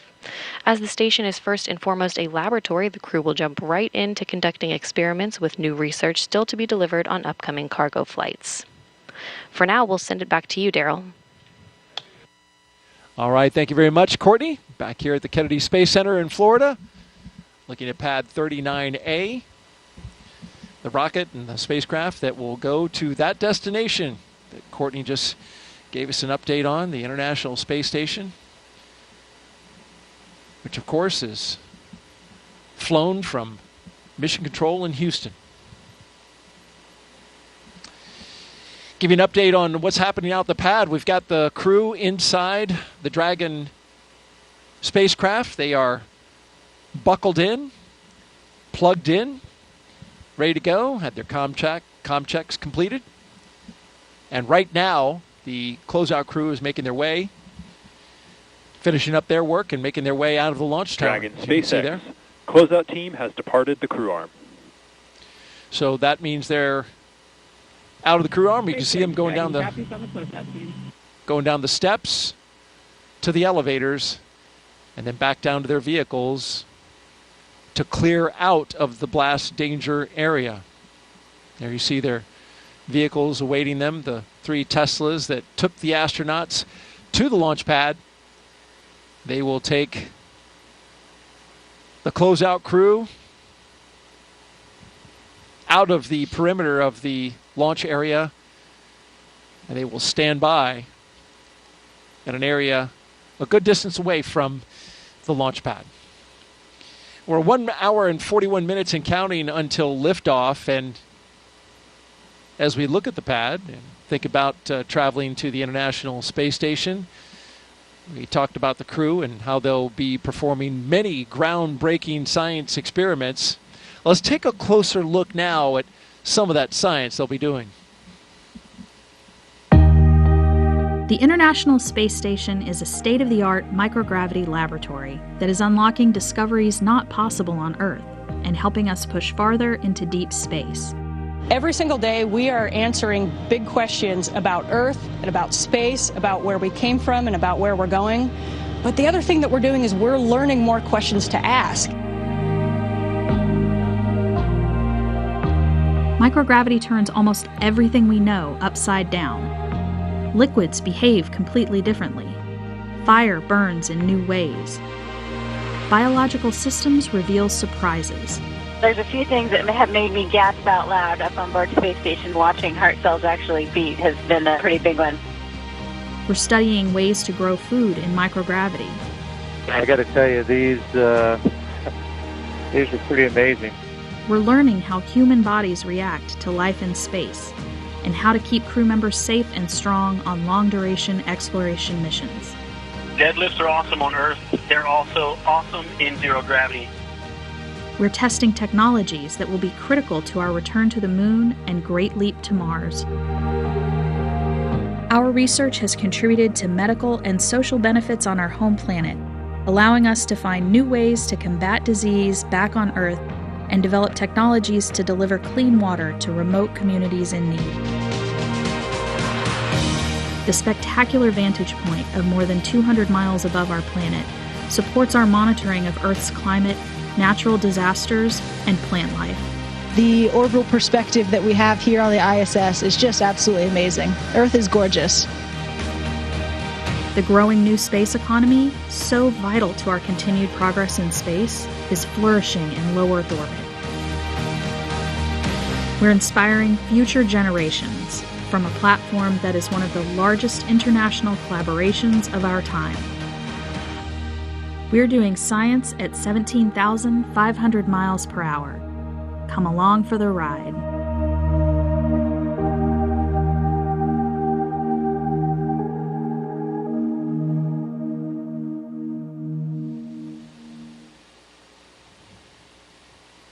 A great overview of some of the science being done on board. And Jessica, you've looked into this mission, of course, as an astronaut with the astronaut corps and a scientist yourself. You're pretty curious about some of the science that's going up on this mission. Yeah, we talked about some of the experiments already, the CIPHER, physiology and psychological experiment, the sleep in orbit experiment. There's another one that I find particularly interesting. It's called ISS external microorganisms. So this is a really cool one because for the first time we're going to be taking samples during the spacewalk to determine whether or not the space station releases microorganisms through things like life support vents. So we'll be swabbing and collecting these samples and try to understand how far they go, how many of them are there, how far they travel, and get a good idea for what it would be like. In particular, if we think about going forward and being good stewards. Now, I like to think about when we travel, we need to be good stewards of our planet. So if we're going to the surface of Mars one day, we need to understand what kind of contamination we might be having and what kind of effect we might have on that planet. So this microorganisms experiment will help understand a little bit more of the impact that we have. And to me, that is the ultimate experiment because it is science and a spacewalk at the same time. Oh, yeah. My two favorite things. So if I could knock both out at once, I mean, that would be incredible. A double winner right there. And so they're going to actually swab the outside of the space station? Yeah, they're going to collect those samples during that spacewalk. How about that? What are these vents that you're talking about? What are they venting? So some of the vents are for the life support system. So, we are introducing an atmosphere into the space station to give us the air that we need to breathe. And so there are some vents associated with life support systems in general, stuff that is off-gassed or released to the external environment. Out into space. That's right. Yeah. And so you're wondering if by chance there could be some microorganisms out there growing, which would just blow my mind if there were. Right, and perhaps rapidly evolving in the space environment. How about that? Fascinating. And as a scientist, Jessica, you did a lot of work early in your career. You've talked a little bit about that. And it calls back to an experiment that is worth mentioning now that had some amazing results. And when you were working on this experiment, it even got a catchy name called Mighty Mouse. And I was wondering if you could share a little bit of that with our audiences. This is a mission to the International Space Station, and science is at the forefront. You were involved in an experiment that had some pretty incredible results. Yeah, the Mighty Mouse experiment is one of my favorite ones to talk about for a couple of reasons. One, I'm a physiologist, as we mentioned, and so there's a lot of similarities between the work that I've done and working with animals. This experiment looked at the myostatin and activin pathways. So these are very important molecular signaling pathways that influence muscle degradation or breakdown. So on the Earth, the researchers involved here have identified these as very important for providing possible targets to prevent muscle and bone loss. So you can see a picture here. These are two of the mice in question, the Mighty Mouse experiment. I think it's pretty obvious to the naked eye, even without a scientific background, that they are very different. So what you have here is what we call a wild type mouse on the left, the smaller mouse, just the normal mouse. And then on the right, you have a Mighty Mouse. And this was accomplished in two different ways in the experiment. One, by creating a myostatin knockout mice. So this means that this mouse actually does not have the gene for this pathway. So as you can see, this mouse, these myostatin knockouts, have 2 times the muscle weight compared to the other mice. So because you're blocking that pathway, degradation is not inhibited, and they have much more muscle on board. And you could feel that in the mice. When I was doing the experiment, holding the mice, you could feel how strong they were and how much bigger they were. Interestingly, when we treated another set of mice, again, just the normal mice, with a therapeutic agent, they also did not lose muscle or bone mass in space. What I'm pointing to right there in this picture, this is a bone densitometer. So we were actually putting the mice into this bone densitometer and imaging their bone density while they were on board the International Space Station to get these images, because we're looking at not only muscle, but also bone. These pathways are important for both muscle and bone. And why is this important? this is important for a lot of different reasons. First of all, here on the ground, we have a lot of different disease states that have different types of bone loss or muscle wasting, muscular dystrophy, osteoporosis, heart disease, any kind of disuse wasting of the muscle for like elderly people or bedridden people. And if we can understand more about the mechanisms involved in these pathways, we can help those patients. And the other interesting thing about this experiment in general is that it also has applications to space. You know, you saw a video earlier of us exercising in space, incredibly important part of our day. We have 2-hour blocks on our schedule because if we don't exercise every day, we will have significant muscle loss and bone density loss. We have these really large systems on the space station, these pieces of exercise equipment to keep our bones and muscles healthy. But when we talk about going back to the moon, going to Mars for long periods of stay, we'll have smaller capsules. We won't have these big pieces of equipment. And so we might need to employ some of these strategies that we're learning about on the International Space Station. So that's why this experiment is such a favorite of mine. It really touches life back here on Earth, helping patients with various disease states. Also is applicable to the future of space travel as well. And even I'll cap it off with a really interesting story of the investigators. Se-Jin Lee and Emily Germain Lee, they met back in college. Se-Jin was working on the myostatin pathway, the one involved in the muscles, and Emily, before she was his wife, she was already working on the activin pathway, the one involved in bone. And they realized, although they were working separately at the time, they had this very complementary system that worked in concert. And if they worked together, then perhaps they could solve some of these even bigger questions. They were incredibly excited. They had always dreamed of having an experiment of theirs fly in space, and they had demonstrated these concepts on the ground. So it was really cool to be part of this team and watch that experiment come to fruition and to have such dramatic results. Again, those mice that were treated with this therapeutic agent did not lose muscle and bone density in space, while the ones that were not, just like us, had dramatic losses in both of these. So really interesting to see that these agents were successful in space and the applications it might have for the future. And amazing that it was, an experiment. The results, of course, incredible, and they obviously, you can see them in the photo of the mice and how it turned out. But I mean, this experiment was right in your wheelhouse, right? All of that came together. Both the scientists, you up on board the International Space Station as well. I remember reading, I looked into the study a little bit in preparation for the show, and space was said as, the ultimate bed rest, right? Yeah. Which is not good if you're trying to maintain that bone and muscle mass. Right. We need to make sure that we can bring astronauts back to be healthy. And when we think about going and walking around on the moon and Mars, we need to make sure that astronauts are healthy when they get there as well. My colleague Drew Morgan and I were super excited to be performing this experiment in space. He's a medical doctor by background, and me as a physiologist. We were utilizing our own backgrounds, and that was another one of the big contributions that we felt we made. And we even ended up on their scientific publication as well. How about that? Well, thank you very much, Jessica, for sharing that outstanding science.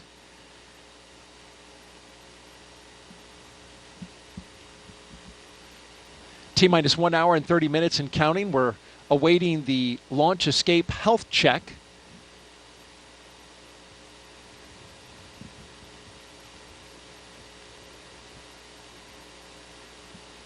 And then in a few more minutes, we'll get to our chief engineer technical poll. We won't hear that over the loops, but marching slowly to the T-minus 1 hour mark, and activity will really start picking up. Until then, let's take a social question. I've been getting them all night. Keep them coming in. Hashtag Ask NASA. Here we have at Indiana Jonas. Do you have a favorite item, Jessica, that you brought with you to space? Yeah, I think we'll actually have a chance coming up here to show some of the items of things that I brought to space. So I won't spoil the surprise quite yet of everything. But, a lot of times astronauts will bring pictures of loved ones, whether it's a physical picture or just something that we can bring up, sent up on a computer or an iPad. And we like to bring things that represent our different backgrounds, for representing universities we went to, clubs that we belonged in, because, we've talked about it a little bit already, but this is not just our mission. This is really for everybody, and we want to carry that enthusiasm and that excitement with everybody to show them that they are a part of it. So there are so many things. You wish you could bring more because our capacity is very limited, but we have to think long and hard about which items we'll bring up with us. Well, let's talk about that flight kit a little bit more. Each Crew-7 astronaut is allowed to bring a few personal items with them for their roughly 6-month stay in space. And we're holding your item as a surprise. Let's take that crew shot and we'll talk about what they're bringing up. You see all the way to the left, Konstantin Borisov. He's bringing up his son's first toy. Going left to right, next is Andreas Mogensen. He picked the zero-G indicator along with his children, and he kept it a surprise. And so we're waiting to see that. We're going to see it float in space. We'll learn more about that in a bit. And then to his right is, of course, the commander, Jasmine Mogbelli. She brought 2 dragon stuffed animals, one for each of her twin girls, and she's going to show them floating around in space to her girls. So we're going to take a little video, send that to them. It's a touching thing to do for your young kids. And then all the way on the right, Satoshi. He's bringing photos of his family and friends and photos of current students at the school he graduated from. Yeah, we take a lot of pictures of these items floating around the space station, usually in front of in the cupola, so you've got the Earth in the background. And actually, it's difficult to get some of these photos sometimes. You get a little air and some ventilation, an object gets caught in the ventilation. It's not floating exactly, just staying still where you want it. The light changes all the time in the cupola, so you have to kind of master out this system to get proficient at it to take these pictures, because it can take quite a bit of time. But it's so important and so meaningful for the people back on the ground that we do our best to capture as many of them for the loved ones that we have and for everyone down there, because it really does mean so much to everybody. Wouldn't it be better to have video rather than a picture of something floating around? Yeah, we do video too. Okay. But you're right. A lot of times it's just a still image that we have, but depends what you want to use it for.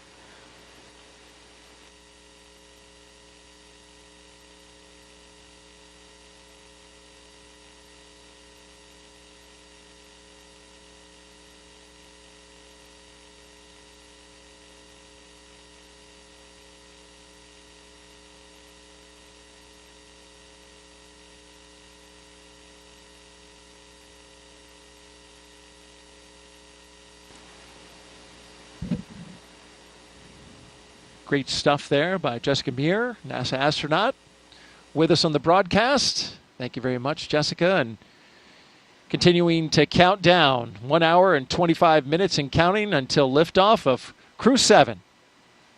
You're watching NASA's coverage.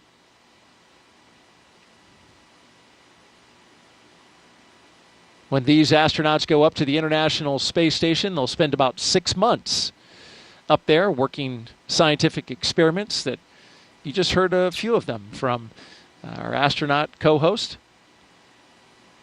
And then they'll come back down, and one of the traditions we've just started to see now is the astronauts coming back to the Kennedy Space Center to talk to the folks that help support the mission. And there's a lot of people here at the Kennedy Space Center working behind the scenes to make those launches a success.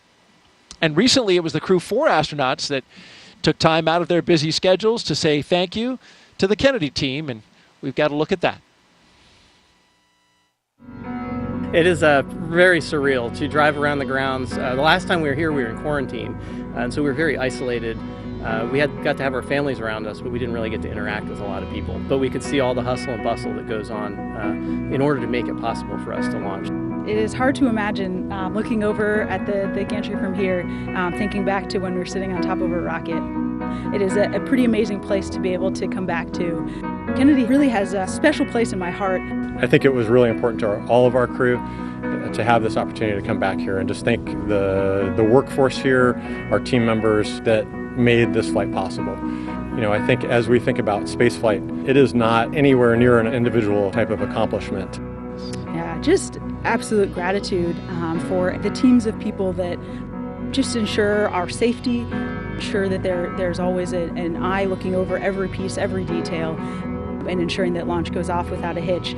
So many of you have been a part of that journey. Your investment, your expertise, making us successful in our work and getting us home safely. And we're grateful for the work that you're doing. So it is incredibly special to be back here and get to actually interact and thank all the people that contribute to the mission and were able to get us off the ground and bring us home. It's just an amazing place, just such a talented pool of people that enable such amazing expeditions to fly out of the Kennedy. So it's really cool to be back here and to get to meet the people that are making all of that happen. You can really tell all those smiling faces just how much that meant for Crew 4 to come back and share their time and their words with the team here at the Kennedy Space Center. Well, you're looking live at Launch Pad 39A, the Falcon 9 rocket and Dragon spacecraft. We'll start fueling up the Falcon 9 at T-minus 35 minutes and counting. But in between this time and that time, got a few more milestones to go, including arming the launch escape system, rotating that crew access arm away, and then, of course, having the pole for the readiness to tank the rocket. This view right here, you're looking at special guests that have gathered at the Banana Creek facility here on the Kennedy Space Center. Launch watchers. Got a big group here, which is impressive because it is 2 a.m. Eastern Time, but it's always exciting to take in a crewed launch when you know that you've got astronauts going up on top of a rocket. And so they've all gathered pretty early in the morning here and pretty early in the countdown. An hour and 21 minutes to go. It's great to see the crowd out there at the Banana Creek viewing site. Got about 6,000 people who are at various viewing areas around the Kennedy Space Center. Banana Creek is one of them. Also got folks along a causeway that's just across the water, watching from those locations. Of course, we've got special guests up at a building we call the Operations and Support Building. We've got our own Jasmine Hopkins up there who will be interviewing some special guests here in the final hour. And they're joined by several hundred VIPs who are taking in the site from the 5th floor up there on the balcony. It's a great view up there as well.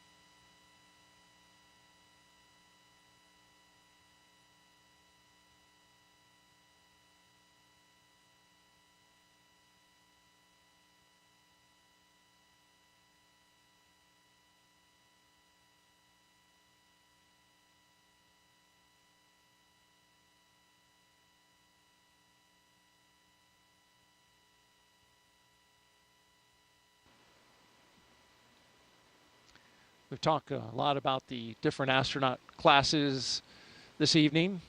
Of course, our astronaut co-host, Jessica Meir. She's from the 8-ball class of 2013.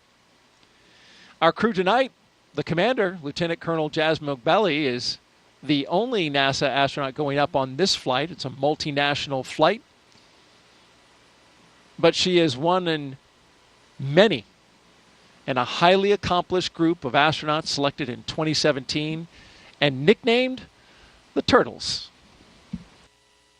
But I think for me what's really special is that we all just come from such a diverse set of backgrounds and experiences. We have scientists, engineers, people from all different walks of life. We're just really, really fortunate. The team that selected our class, I think, just did an amazing job at really looking at how personalities meld together. That's what I appreciate the most, is just the way that we were able to enable each other's strengths and lean on each other in ways that bring us together and bring us closer as a group. We all care so deeply about each other. We have such an amazing relationship across the entire class, and just what an amazing group of people. We've been able to really lean on each other and our expertise in different moments where it's most applicable. Jasmine is an amazing person. Our class is incredibly close, and she is just an amazing leader, an incredible pilot, and a great choice to be the commander of Crew-7. And that's one of the biggest blessings of being up here for so long for me, is I'll have flown with pretty much half of my class. We now have a continuous turtle presence in space, which started with Crew-3 when Kayla and Raja launched, which we look forward to Jasmine carrying forward. So the Turtles class, an amazing class. They were the class that was selected just after my class of the 8 balls, and pretty cool that they have this kind of run of the space station right now. I remember when we were saying that about the 8 balls, but Jasmine will be joining her classmates Frank Rubio and Woody Hoberg on board. They are already up there awaiting for her. And then Laurel O'Hara will be joining from her Soyuz launch in the middle of September. So pretty exciting to have all of those turtles up there at once. And I know that's how it felt for me. Daryl and I were talking earlier about when I arrived on the space station and we had 4 members of our class all up there at the same time. And in thinking about it, I think I've talked about all 7 of my classmates during this broadcast. You've seen photos of most of them in the previous coverage. And it just shows how we really do become like a family here at NASA in the astronaut office, especially with those classmates. We talked about my classmate Ann McLean. You saw her as the astronaut support person on the pad, helping the crew with all of those final preparations.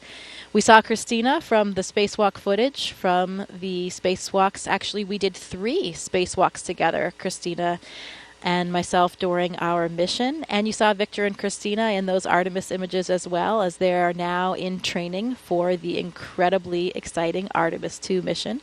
You saw some footage of Nicole Mann and Josh Cassida from their recent mission on board the space station. They were on Crew-5, so again, carrying that legacy with them. We talked a little bit about Nick Hague earlier as well. Nick was there on the space station when I arrived.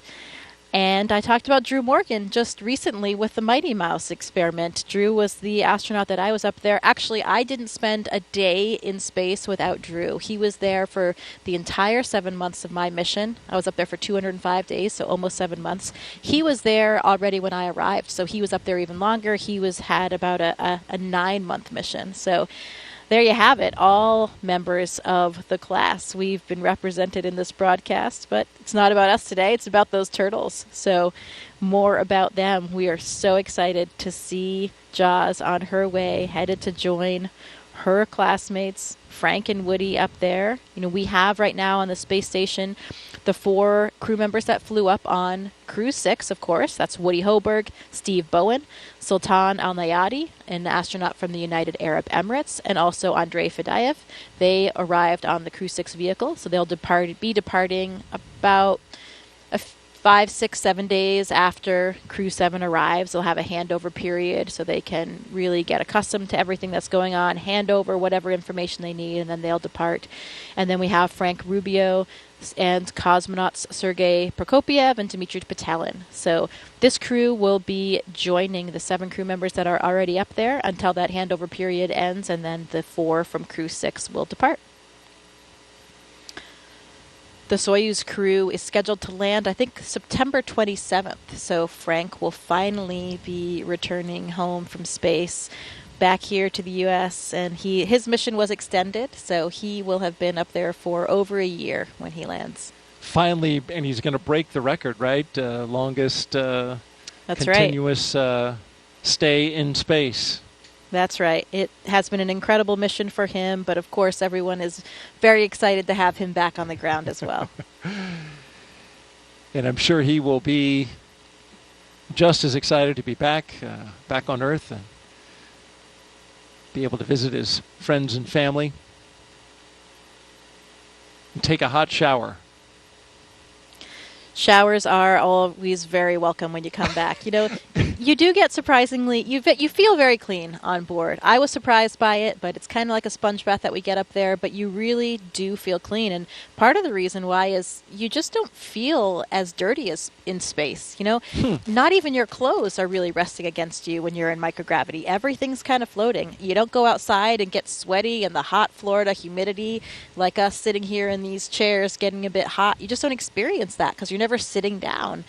You know, you don't. But you are perspiring, right? That you're losing water through the skin. Sure. You're losing water through the skin. Sure. But it's not sitting there, right? Absolutely. You still have all the same physiological mechanisms going on, but it's a temperature control environment, so you're not really sweating throughout the day aside from when you exercise, and then you do sweat quite a bit. Okay. And it's really cool to see because the water, it doesn't just fall down, doesn't fall off of you like it does here on Earth. It'll kind of accumulate until a force acts upon it. So you might have a ball of sweat kind of growing on your head, for example, if you're Victor Glover and you don't have any hair up there, or Luca Parmitano on my mission. And yeah, it behaves differently until it'll come off in a with a just once dispersing. You have motion imparted onto it. That. Great stuff from NASA astronaut Jessica Meir as we count down 1 hour and 11 minutes until liftoff of Crew-7 from the Kennedy Space Center in Florida. If you're here with us in the area and you want to hear the call-outs live as they happen, you can hook that up on amateur radio. The VHF frequency you can see on your screen, 146.940 megahertz, and on the UHF radio frequency, 444.925 megahertz FM mode. And you can hear that throughout the county here on the Space Coast. So we're a little over 1 hour until liftoff. And this is a continuation of regular crew flights to the International Space Station from U.S. soil.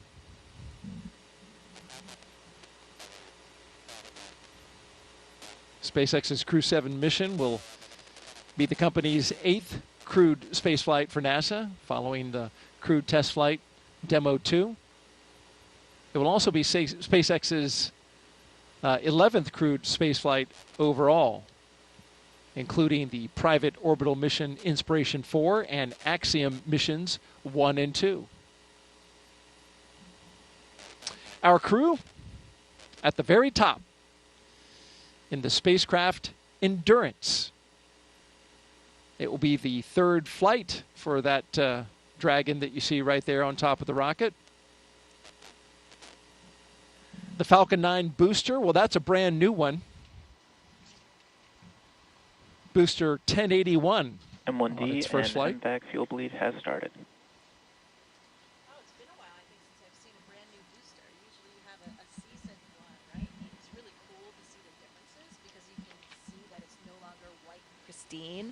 As they are reused more and more. Pretty cool to see. Yeah, you were talking about the booster, how, in the reuse booster, you've got that sooty exterior on it, and this is a brand new one. Of course, commercial crew program, they limit the number of boosters in terms of their reflight for use on crew to 5. The Endurance, its previous missions were Crew-3, Crew-5, and of course today, Crew-7. If you're just joining us now, we've had a great countdown so far. Weather is nearly perfect, 95% go. We've got a crowd of launch viewers on hand. at our various locations around the Space Center. More than 6,000 people here in the local area, and of course, beyond that, outside the gate, even more.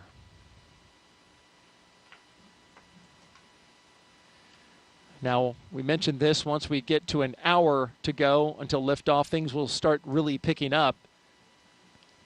We get close to that go, no-go pole that will arm the launch escape system. And then once that's armed and we rotate the crew access arm away, we'll get the propellant loaded into the rocket at T-minus 35 minutes. That crew pole for readiness happens at T-minus 1 hour. And of course, the pole to load the prop is at T-minus 55 minutes. At T-minus 45 minutes, there'll be an internal mission control Hawthorne pole, and then the launch director's pole for propellant load.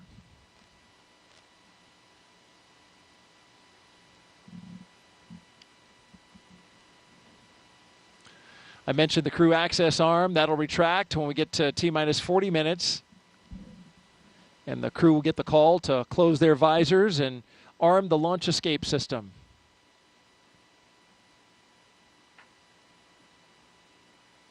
Of course, once you have the Falcon 9 being loaded with propellant, you want a safety system that will allow the astronauts to get off the top of the rocket in case anything happens, and that automated safety system is in place. What makes it work are 8 Super Draco thrusters that are on Dragon. They would fire and quickly separate the crew from the rocket. And they can do that either on the pad or during flight on the ride uphill.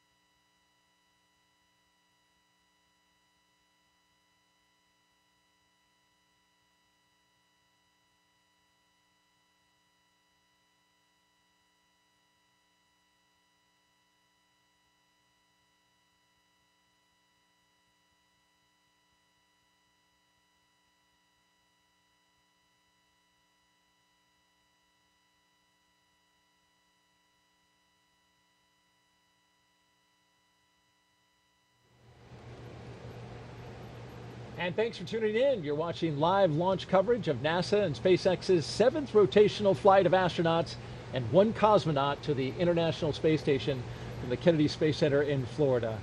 NASA astronaut Jessica Meir has been with us over the past 3 hours, talking about Crew-7 as they have prepared for launch. Also talked a lot about science and a phenomenal number of other fascinating topics. We really appreciate you being here. We're now closing in on T-minus 1 hour until liftoff. And your thoughts on how we've done so far? Things have been proceeding nominally, as we say in the space business. Things are looking good. The leak checks were good. Comm checks were good.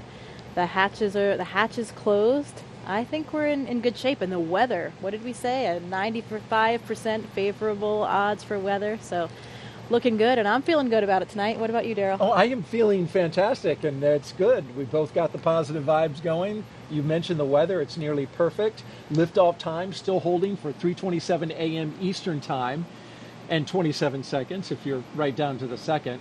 We're tracking no issues with the Falcon 9 or Dragon, as Jessica mentioned. The range is green. Weather, good to go. Over the past 3 hours, we want to review now what our crew's been doing, and there you see them. Jasmine Mobelli, Andreas Mogensen, Satoshi Furukawa, and Konstantin Borisov. They have been getting ready to launch into space. Let's take a moment now to recap the overnight launch preparations. After waking up and having a meal, SpaceX helped the astronauts into their suits, as you can see right here at the historic quarters suit-up room. Then the crew, well, once they got their suits pressure tested, they walked right out of the same path that every NASA astronaut has done since Apollo 7, waving to family and loved ones after getting inside their Teslas with the gull-wing doors coming down. They joined a caravan led by Center Security on a 20-minute ride to Launch Complex 39A. Big smiles all around. All the way around. And then following their arrival to the pad, they got a look at their rocket, and in they went, walking across the crew access arm and right into their spacecraft. And those big smiles you mentioned, Jessica, we just saw them right there. Looks like the crew, they're good to go. They truly are contagious, those smiles. It is difficult not to be smiling and excited when you know you are about to leave the planet for the first time for some of these, for Jasmine and for Konstantin as well. Absolutely, and a lot of preparations have been brought to us at this point, including a dry dress. A lot of things have been going into this so to get everybody ready. Of course, we had a launch delay yesterday. We stood down for that attempt, but now we're good to go, and we expect to be launching at 3:27 and 27 seconds, our new T0. All systems good to go for launch. Now we want to have our Dragon team. SpaceX, you are go for Section 5. When ready, report go for launch. Dragon copies, go for Section 5. Okay, and with that call out at this time, we're going to expand our coverage. We'd like to welcome in SpaceX and NASA commentators joining us live from Hawthorne, California, where the SpaceX mission team is located. Welcome to Jesse and Leah. Thanks, Daryl, and hello to everyone watching around the world. I'm Leah Cheshire with NASA Communications. And I'm Jesse Anderson, an Integration and Test Engineering Manager here at SpaceX. Leah and I are joining you today from SpaceX headquarters in Hawthorne, California, as we count down to liftoff of Crew-7 just under an hour from now. And of course, Crew-7 is our 7th operational mission with SpaceX, flying astronauts for long-duration missions to the International Space Station. But it also comes with an important first. Crew-7 is the first mission in which every seat in the spacecraft is filled with a crew member from a different international partner agency. Represented are NASA, ESA, the European Space Agency, JAXA, or the Japan Aerospace Exploration Agency, and Roscosmos. It's also the first time an ESA astronaut has served as pilot of Dragon, so Andreas Mogensen is adding that to his list of accomplishments. The Dragon flying today will be making its 3rd trip to station, having previously supported Crew-3 and Crew-5. And much like on those missions, our teams will be staffed around the clock in mission control, which is just behind us, to monitor Dragon and the mission, not just today, but throughout the entire mission, from liftoff to Crew-7's arrival at the space station, all the way through splashdown when the astronauts return back home to Earth. On console or headset and mission control are 6 key... SpaceX copies. Crew-7 is go for launch.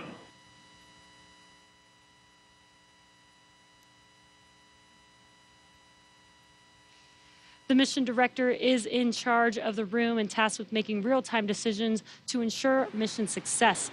The person that you may hear talking to the astronauts, which we just heard a few seconds ago, is the Crew Operations and Resources Engineer, who you'll hear us refer to as the core throughout the broadcast. And the 4 additional team members are focused on vehicle systems, including avionics, navigation and control, software, propulsion, life support, and communication with ground support teams. Apart from Mission Control, our Falcon 9 team is currently located in the Launch and Landing Control Center at Hangar X.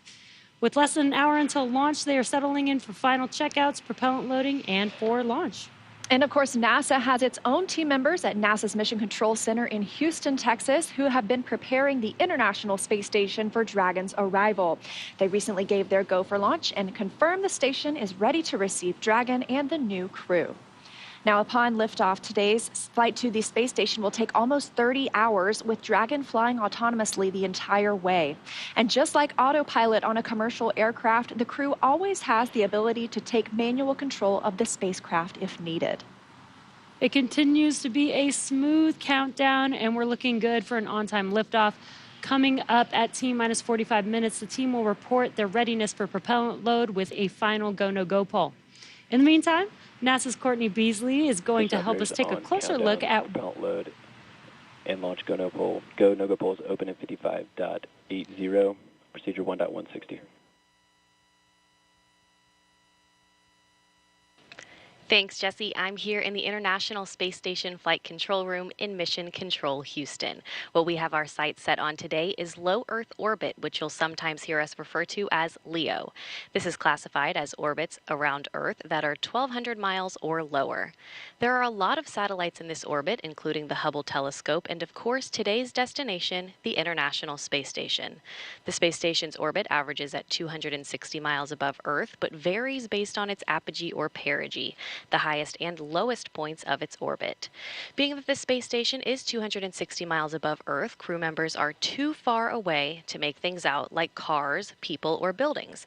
But they can see other landmarks around the world, and the long camera lenses they use help them zoom in on familiar sights of our home planet. NASA astronaut Steve Bowen captured Cape Canaveral on Florida's Atlantic coast earlier this month, near Cape Canaveral Space Force Station and NASA's Kennedy Space Center, where Crew-7 is launching from today.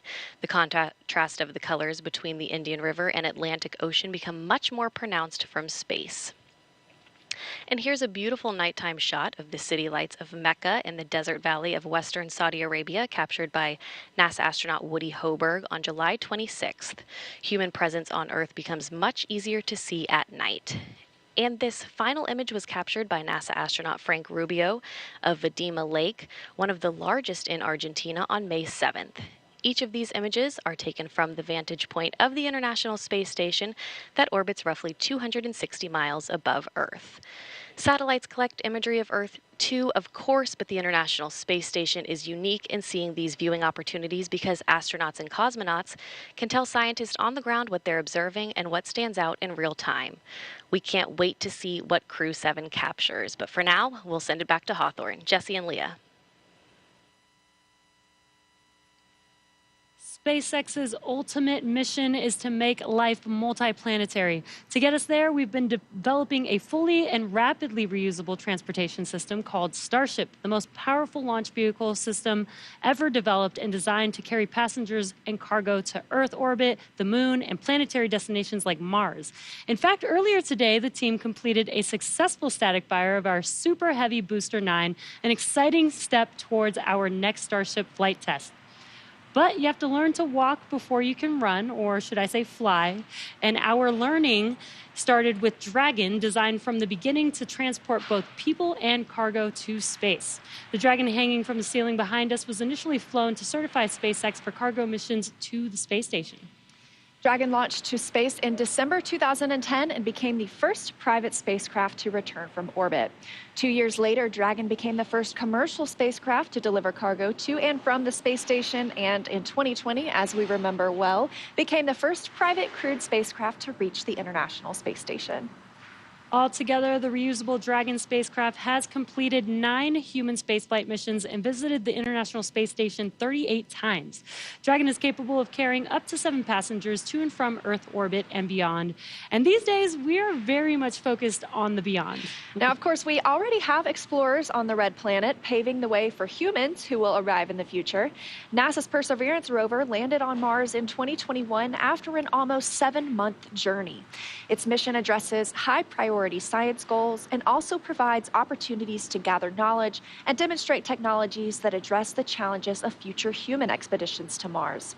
These include testing a method for producing oxygen from the Martian atmosphere, identifying other resources such as subsurface water, improving landing techniques, and characterizing weather, dust, and other potential environmental conditions that could affect future astronauts living and working on Mars. Now, of course, Perseverance also brought along another passenger named Ingenuity. This is the first helicopter ever flown on Mars. There's Ingenuity being deployed from Perseverance and those historic flights that we've seen so far. When the time comes for human explorers, they'll have to take everything with them for a surface mission. Building bases or even cities on Mars will require huge amounts of cargo and eventually crew. So we're designing Starship from the beginning to carry hundreds of tons of cargo into space and be able to be refueled in orbit. Before Mars, Starship will play a key role in the exploration of the moon. SpaceX is providing the lunar lander, which will return astronauts to the lunar surface for the first time in 50 years under NASA's Artemis missions. With the ability to deliver cargo and people to the lunar surface, we'll be ready to help humanity build a sustainable presence on the moon and learn how to live off-world before the next step to Mars. Today, however, we are going a little closer to home, and the work we're doing on the space station also paves the way to Mars, but it takes place in low Earth orbit. As Courtney mentioned, the area includes any spacecraft that orbits at or less than 1,200 miles from our home planet. That's pretty close in comparison to our moon, which is almost 240,000 miles away and is referred to as deep space. Deep space missions like future missions to Mars will challenge us like no spaceflight journey has before when we start looking to send humans millions of miles away from home. Long-duration missions on the space station, just like Crew-7, directly inform how we'll plan to support the first humans bound for the Red Planet on missions that could last months or even years. So we really look forward to those human missions to Mars. And right now we're paving the way with today's exciting mission, plus through Artemis launches to the moon. For now, I'll send it back to Daryl and Jessica at KSC. Thank you very much, Leah and Jesse. And to keep our astronauts safe while on missions to the moon and Mars, NASA is working to understand the long-term effects of living in space. Earlier, NASA's Jasmine Hopkins caught up with NASA's Chief Deputy Science Officer for our Human Research Program. One of the investigations launching on Crew-7 is nicknamed CIPHER, and it will study the physiological and psychological changes in up to 30 astronauts. Joining us now to talk more about it is Kristen Faub from Johnson Space Center. So Kristen, tell me about your title and the 14 different investigations that make up CIPHER. Yes, I am the Deputy Chief Scientist at the Human Research Program, and 14 research studies, all wrapped into one research complement called CIPHER. What we want to do is study the impact of microgravity on bone, exercise, vision, behavioral health, and not only as individual elements, but how they all interconnect together.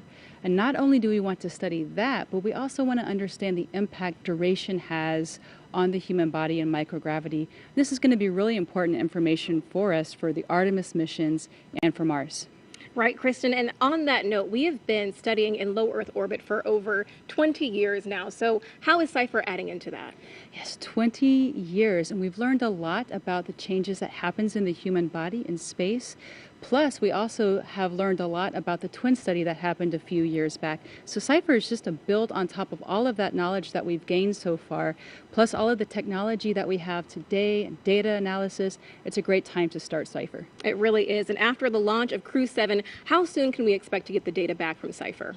Well, once we start getting data, we'll start processing it, and then when we start to understand some of these observations and findings over hopefully these 30 crew, it's going to take time because 30 crew is going to be a lot of information. But once we start to find some interesting observations, we'll let you know. Absolutely. It will be well worth the wait. Thank you so much for being here tonight, Kristen. It's my pleasure. Back to you. All right, thank you, Jasmine and Kristen. We're going to turn it over now to Hawthorne, California, and check in with our team at SpaceX headquarters for an update on the launch progression. How are we doing? Thanks, Daryl. I'm Ronnie Foreman, a commercial sales manager here at SpaceX. We are coming up on just about 46 minutes until launch, and our teams are carefully moving through the process to lift off. A lot of preparations have brought us to this point today, including a dry dress rehearsal and static fire earlier this week. For those of you following along, you'll also know that we stood down from yesterday's launch attempt for additional data reviews. But for now, all systems are looking good for launch. So next up, our launch director will check in with the team for readiness, both for prop load and for launch. The 7 SpaceX responsible engineers, often called REs, indicate that they are go by voting electronically. The launch director will also check in with the Dragon mission director, or MD, on the nets, and NASA launch manager to make sure that they are ready to move forward as well. And as Jesse mentioned earlier, the Falcon and Dragon launch teams, as well as key NASA launch members, are in the Launch and Landing Control Center at Hangar X in Florida. On screen, you have that incredible view of the Dragon spacecraft with the crew access arm still in the service position. The crew right now is on board Dragon, waiting to get the green light to stow the crew arm for launch and arm the launch escape system. Great shot of our astronauts there. Once the launch director gives the go-ahead, we should get a good view of the access arm as it swings away from the capsule. The range continues to be go for launch, monitoring the clearance area surrounding our launch pad, as well as the air and sea space along the flight corridor. And at Kennedy Space Center, weather is looking good for launch. If you're joining us on the ground in Florida, you know it's just about 82 degrees outside with light ground winds. Overall, we are looking good for launch in just about 45 minutes with a 5% chance of weather violation.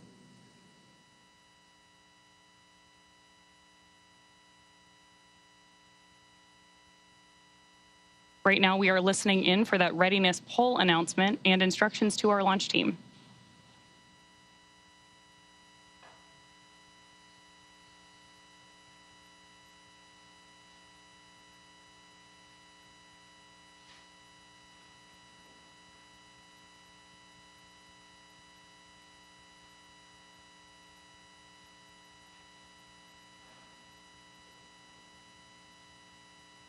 Again, this poll is going to be the go or no-go to move forward with propellant loading for today.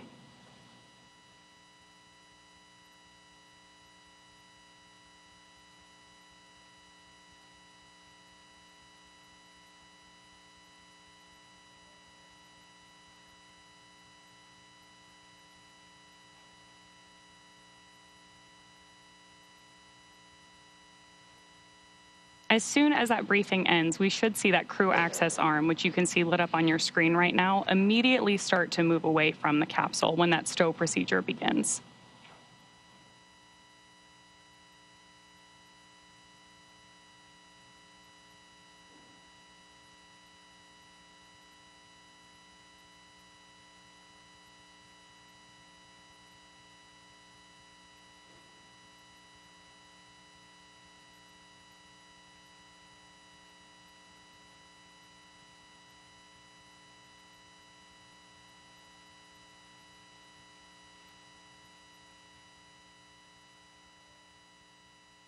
Coming up on just 43 minutes to launch.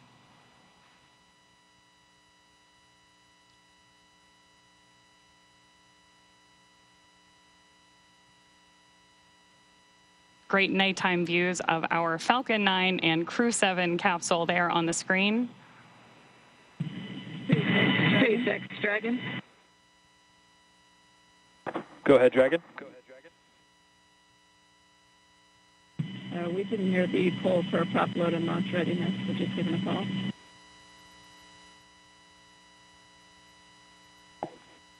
And sorry, Dragon, I just missed the last of your sentence there. Can you please repeat?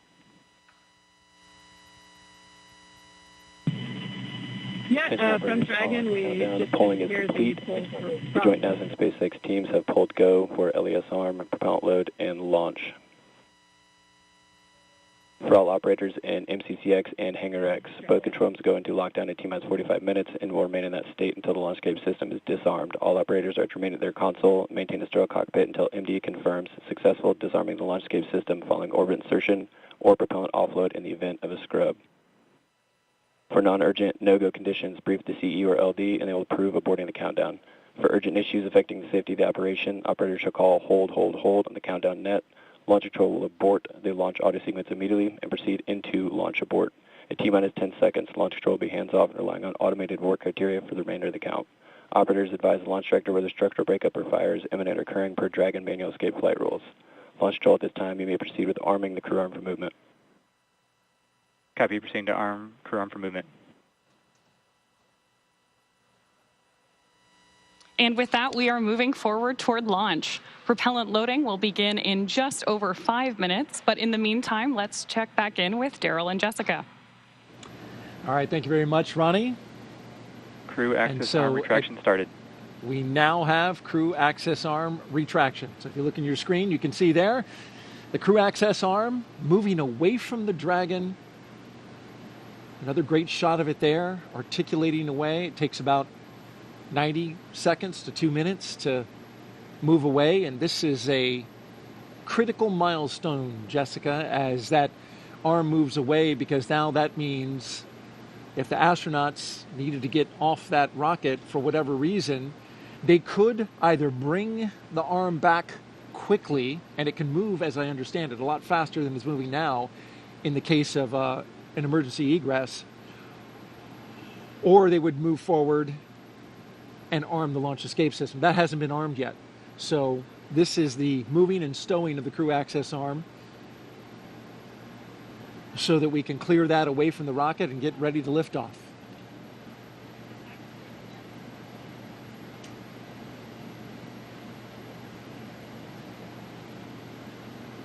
After that, crew access arm retraction complete. We're now waiting to hear that Dragon is go for Section 7, closing the visors and arming the launch escape system. You are go for Section 6, close visors and arm launch escape system. Well, they changed the number, but it's the same. Dragon Cappies go for Section 6, launch escape system arming. Same milestone. I hear from previous crews that this system arms the very loud thump, so they can actually hear that on board. Which makes sense. You've got those engines, those Super Dracos, which are Dragon visors closed, arming launch escape system. Right there next to their heads, right? You know, because your go. Right, and sounds like that was Jasmine saying she was ready to arm, and that command can be sent from either the ground or the crew, and the crew is sending that command now to arm that system. And that launch escape system is, of course, the system that will propel us away from the rocket, the crew capsule itself with the crew inside, in the event of any type of emergency with the rocket. And that is, of course, a system that we hope to never use, but it consists of 8 Super Draco thrusters on this Dragon vehicle that are used only for this abort. And we say we hope to never use it. We hope to not be in the situation, but we have had situations where we've had incredible in-flight tests. Unintentional. For example, there was the launch abort for the Soyuz for Nick Hague's first launch in 2018. Pretty exciting event, dynamic time, but something that showed us how robust these systems are. It performed nominally and carried Nick Hague and Alexei Ovchinin back to safety. Verified armed.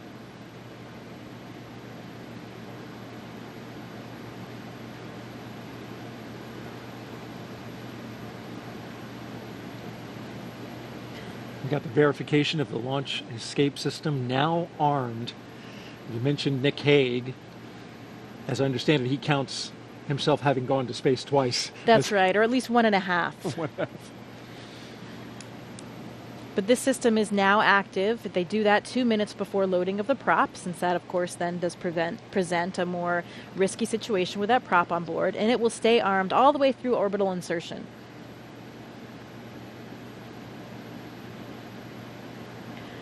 I've also been told by previous Dragon crews that you can hear the system of valves opening and actually even the flow of the fuel itself as it comes on board.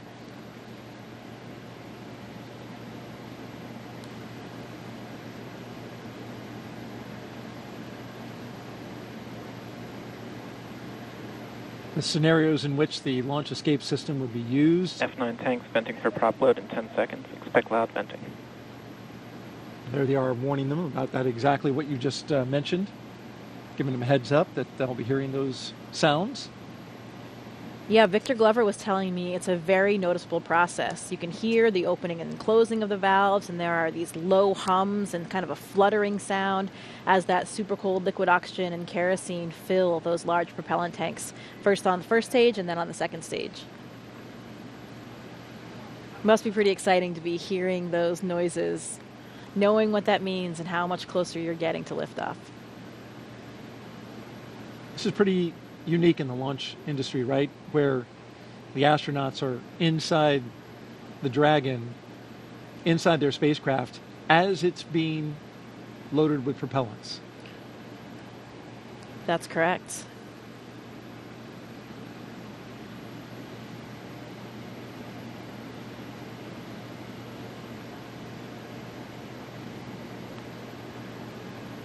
That launch escape system you're talking about, if it were needed, it can get the crew several miles offshore out into the Atlantic Ocean. It's those Super Draco engines capable of moving Dragon half a mile in just 7.5 seconds. So that's equivalent to a peak velocity of 436 miles per hour. So it really moves. It can also get it off the top of a moving rocket as well, so it's got to have that kind of power. Right, at all those different phases, all the way until they're in orbit. And that's one of the things that we protect for here as well when we look at the weather forecast. It's not just for the actual launch itself, but to protect for any of those contingency landing scenarios in the various areas where they would splash down in that event.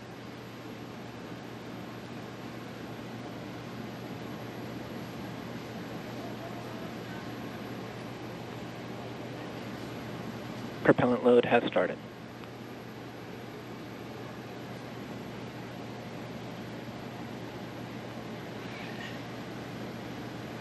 And so now the propellants are flowing into the Falcon 9 rocket.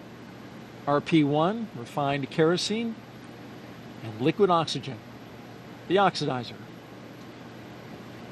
That part we can see externally because as the liquid oxygen levels rise inside the Falcon 9, it is of course super chilled liquid oxygen, highly densified, and it will super chill the skin as well of the rocket, and it'll condense the air around it. And there's been well over 200 Falcon 9 launches, so if you've seen one before, you're familiar with the sight.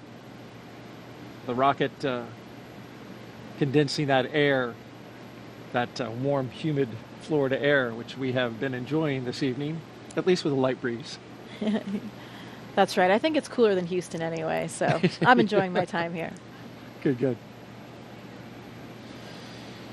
All right, for another update, let's send it out to Hawthorne, California, an update from SpaceX. Thanks, Daryl and Jessica. Now, before we send them to space, let's get to know our Crew-7 astronauts a little better. We'll start off with none other than the commander herself, NASA astronaut Jasmine McBelly, making her debut spaceflight. My name is Jasmine McBelly. I'm the commander of NASA's SpaceX Crew-7 mission to the International Space Station. Baldwin, New York is where I grew up. I always loved team sports from a really young age because you rely on one another, and that's something that I think is really important to know going forward in your career. I joined the Marine Corps. Sure, I wanted to fly jets. I thought you had to be a jet pilot to become an astronaut. I actually went to watch STS-116 launch while I was waiting to start flight school, and Sunny Williams happened to be on that flight. I realized she was a Navy helicopter pilot, and from that point on, I went full steam ahead. All four of us are so proud to represent what is possible when we come together. Ultimately, everything we do is to benefit the Earth.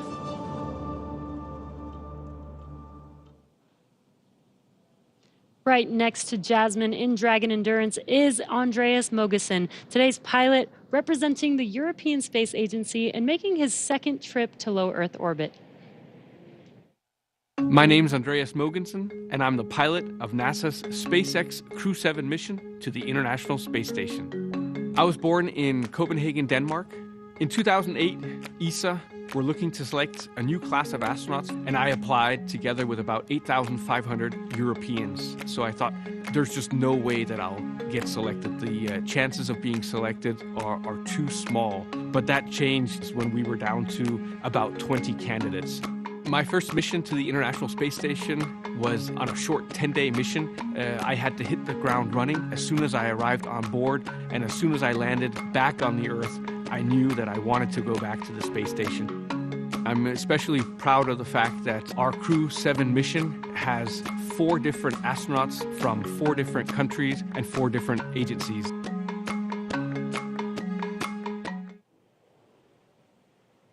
Next up, mission specialist Satoshi Furukawa. This JAXA astronaut is no stranger to the space station after spending 165 days in orbit as part of expeditions 28 and 29 in 2011. My name is Satoshi Furukawa. I am a mission specialist for NASA SpaceX Crew-7 mission to the International Space Station. I was born in Yokohama, Kanagawa, which is right south of Tokyo. The first human landing on the moon when I was 5 years old. I thought it was a great moment for humankind. I had a longing for space from my childhood. The moment I was selected as a Japanese astronaut candidate, you are hired, you are selected. It was the happiest moment in my life. Crew-7, we are conducting many scientific researches on the space station to benefit future space explorers. I am very proud of being a part of this excellent team of international partners and also researchers, engineers, flight controllers, flight directors, and so on. Because working as a team and working together, we can accomplish the big mission.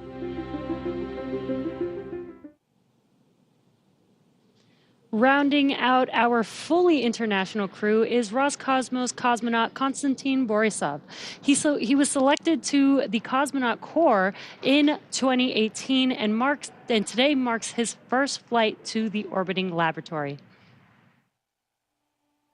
My name is Konstantin Borisov, and I'm a mission specialist for NASA's SpaceX Crew-7 mission to the International Space Station.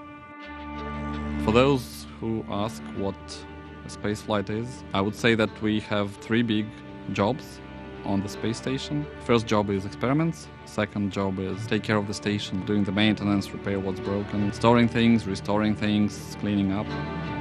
And the third big topic is actually taking care of your body, because in weightlessness you cannot help but train. I think many people don't understand that technology advancement which we have had during the last 50 years mainly comes from space exploration. People get very comfortable with using their phone, and we have very fast computers, and space motivates us to create those advancements. I want to take part in it, and I want to put my small stone into this pavement which leads us to the new asteroids, to the new planets, and to the new systems.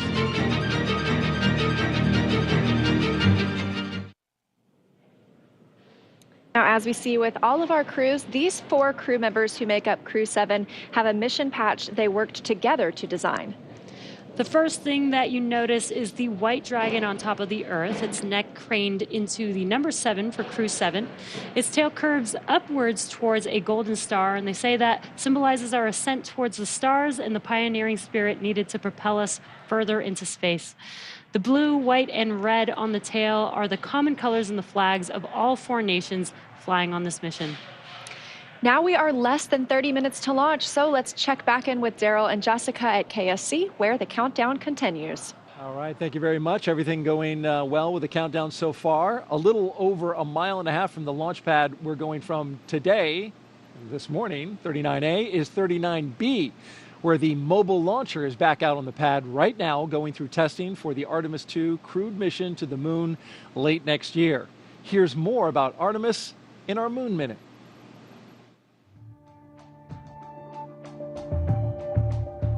For the first time, Artemis II astronauts got an up-close look at the Orion spacecraft that will fly them around the moon. Astronauts Reed Wiseman, Victor Glover, Christina Cook, and Jeremy Hansen visited Orion at the Kennedy Space Center in Florida. and it looks amazing. Their handiwork is gorgeous. I'm ready to take it for a spin. Until launch day arrives, the crew is training at the Johnson Space Center in Texas. They use the Neutral Buoyancy Lab, a giant pool, to practice safely getting out of a floating mock-up of Orion. And it's not an easy task. Navy divers in rafts will harness and hoist the astronauts into the air by helicopter, where they will be taken to a nearby Navy vessel. Back at Kennedy, we got a look at the brand new Artemis crew transportation vehicles. So the first 9 miles of the journey to the moon starts in these crew transport vehicles. On launch day, these fully electric, zero-emission vehicles by Canoe Technologies will reunite the Artemis II astronauts with Orion at Launch Complex 39B. NASA's powerful moon rocket, the Space Launch System, and Orion will carry them on the rest of the 250,000-mile journey to the moon. And that's your Artemis Moon Minute. And for Artemis updates, there's a QR code on the bottom left of your screen, right there. Actually, bottom right. You can visit, you can use your cell phone to scan it, or you can visit the website at nasa.gov/Artemis 2. Earlier this evening, our own NASA's Jasmine Hopkins caught up with NASA Administrator Bill Nelson, who is here watching the launch from SpaceX's firing room. Administrator Nelson, today marks a first for NASA, the first time in a single launch that each astronaut represents a different space agency. So we have NASA, ESA, JAXA, and Roscosmos. What do you make of this diverse crew? Well, it's a sign of our times.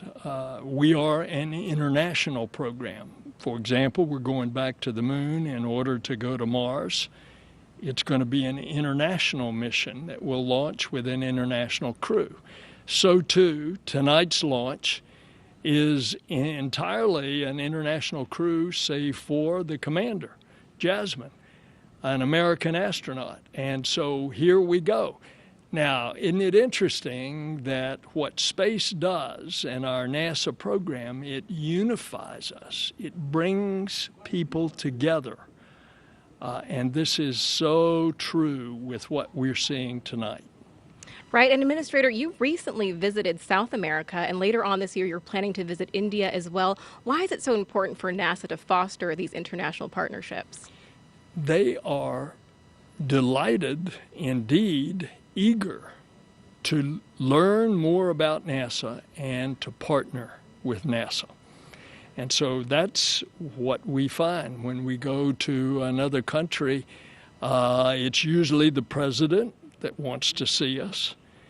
And for example, in this South American trip, we talked to the president of Brazil and Colombia about what NASA can provide in the way of information from our satellites to help them protect the Amazon rainforest from being destroyed, which is a high agenda item for those countries. Indeed, it's a high agenda item for the entire world. I'm going to India. India is one that we want to have a close relationship with. We've already been doing things such as science experiments with India. We've got a major science program going that will be Earth observing with India next January. But now we're going to train and fly an Indian astronaut. So it is happening as we speak, and the United States has been the beneficiary of it. Absolutely. Administrator Nelson, thank you so much. Back to you. As we continue to count down, let's take a closer look at the vehicles that will be taking Crew-7 to the International Space Station today. Starting from the very top of the vehicle is the Dragon spacecraft. In total, there are 16 Draco thrusters Dragon can use in space to help navigate the spacecraft to its destination, each providing 90 pounds of force. That doesn't include the 8 Super Draco thrusters used for an abort, which are no longer active once the crew is in orbit. And just wanted to note, one thing that we did miss just a moment ago was a call to the crew. There was a sensor issue that they are tracking. However, they are just continuing with the count, continuing to monitor it. And so we are continuing to discuss what we have in front of us, which is Dragon. Together, the Dragon spacecraft and its trunk stand over 26 feet tall. There are 2 windows on the spacecraft, plus 1 under the nose cone. The nose cone opens shortly after launch to expose the forward bulkhead thrusters and docking mechanism that will connect with the space station. Dragon's trunk holds solar cells, which power Dragon while it's in free flight. The trunk can also carry unpressurized cargo, and on some cargo resupply missions, we use Dragon's trunk to deliver the new solar arrays that are being installed on the space station. As always, Dragon will be delivered to orbit today by SpaceX's Falcon 9 rocket, which provides 1.7 million pounds of thrust on its first stage, thanks to its 9 Merlin M1D engines. Once the first and second stages separate, these engines are also used to help land the first stage. The first stage will perform 3 burns today as it makes its way back down to Earth. First is the boost back burn, where 3 of the M1D engines will reignite to help flip the first stage around to head back to the launch site. The second burn is the entry burn. That's where a single engine will reignite and shut down to help slow Falcon 9 down as it prepares to re-enter the Earth's atmosphere. And then finally, the landing burn. That'll be where 3 engines will slow down the rocket enough to perform a precision landing back down on landing zone 1. Meanwhile, the second stage continues to orbit, powered by 1 single Merlin vacuum engine with over 220,000 pounds of thrust. The second stage will secure Dragon's entry into low Earth orbit before separating, leaving Dragon to continue its journey to the space station on its own thrusters. About 40 seconds after separation, Dragon's nose cone deploy sequence will begin, exposing its guidance navigation controls that help Dragon autonomously fly to the space station. With T0 coming up in just about 20 minutes, our teams at the Cape in Hangar X are doing a series of system checks to ensure Dragon and Falcon 9 are ready. Let's check in with Ronnie for a quick status update. How's it going, Ronnie? Thanks, Jesse.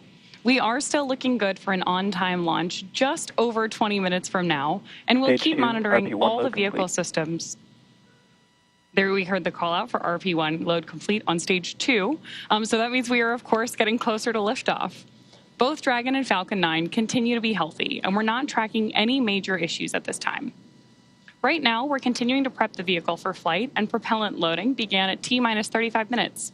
We also heard the call out a few minutes ago that the launch escape system is now armed. The range, which is monitoring keep-out zones and among other key flight requirements, also continues to report no issues, and they are go to support launch tonight. Weather also looks good, and we are still tracking just a 5% chance of violation at our T0 time. But as a reminder, today we have an instantaneous launch window, driven by the orbital mechanics constraints of 2 spacecraft meeting in orbit. Fun fact, the technical term for that meeting is called a rendezvous. So at this point, if we hear a hold for any reason, we will have to stand down tonight because of that instantaneous launch window, and instead target our backup opportunity, which is tomorrow at 3:04 a.m. Eastern Time. But for now, with all systems go, let's turn it back over to Courtney for a status update from Houston. Thanks, Ronnie. The flight controllers here in Mission Control Houston are ensuring that the space station is ready to receive Dragon. They're also checking all communication links between the station, Dragon, and the ground are working properly, and right now everything is proceeding as planned. Teams here in Mission Control Houston, the team in Hawthorne, and the astronauts aboard the station will monitor the autonomous docking of Dragon tomorrow when they enter joint operations, which happens when the spacecraft enters the approach ellipsoid, which is an invisible boundary that helps us monitor spacecraft arriving and departing. After docking, the crews will perform a series of leak checks, then work to open the hatches both on the Dragon side and inside the station's pressurized mating adapter. We expect hatch opening to happen about an hour and a half after docking. Once on board, the astronauts will be greeted by the space station crew and will then join in for opening remarks for the new crew members. Here in Mission Control, Flight Director Chris Dobbins is on console overseeing the team for launch, and Flight Director Judd Freeling will be on console tomorrow for docking. That's it from here in Mission Control Houston. I'll toss it back to the team in Florida. Daryl, how's it looking? All right, thank you very much, Courtney. And if you just joined us, T-minus 17 minutes and counting from the 7th astronaut rotation mission to the International Space Station under NASA's Commercial Crew Program.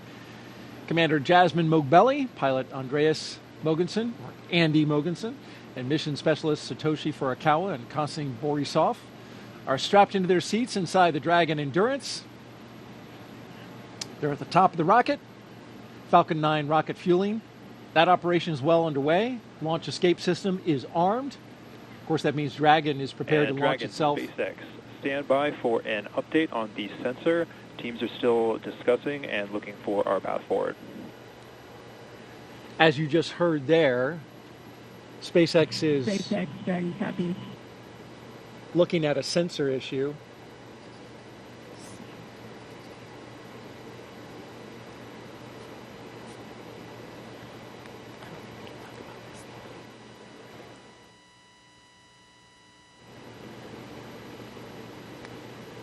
And so trying to determine if the sensor is giving good data, good reading, or if... Startup stage 2, lock floating. If they're looking at something else, of course, we'll keep close tabs on that. In the meantime, propellant load continues. I think sometimes you have hits on sensors for other reasons. So we want to make sure that we are getting an accurate reading of what's happening with the system they're looking at. Probably trying to decide if it's a real signal or if it's a hit from some other reason. There's a lot of redundancy in the systems, as you mentioned, and those sensors have to make sure that the engineers understand exactly what they're looking at. So we'll, again, keep tabs. In the meantime, here's a little bit about Crew-7. Lieutenant Colonel Jasmine Mogbelli, a military helicopter test pilot. There she is. She hails from Long Island, New York. She's a mother to 2 twin girls, and she is the mission commander. This is pilot Andy Mogensen's second trip to space station. His first was as the flight engineer for the ESA IRIS mission in 2015. Mission specialist Satoshi Furukawa's interest in space began when he was 5 years old and he saw the Apollo 11 moon landing on TV. And mission specialist Konstantin Borisov was selected to be a cosmonaut in 2018, and this will be his first trip to space.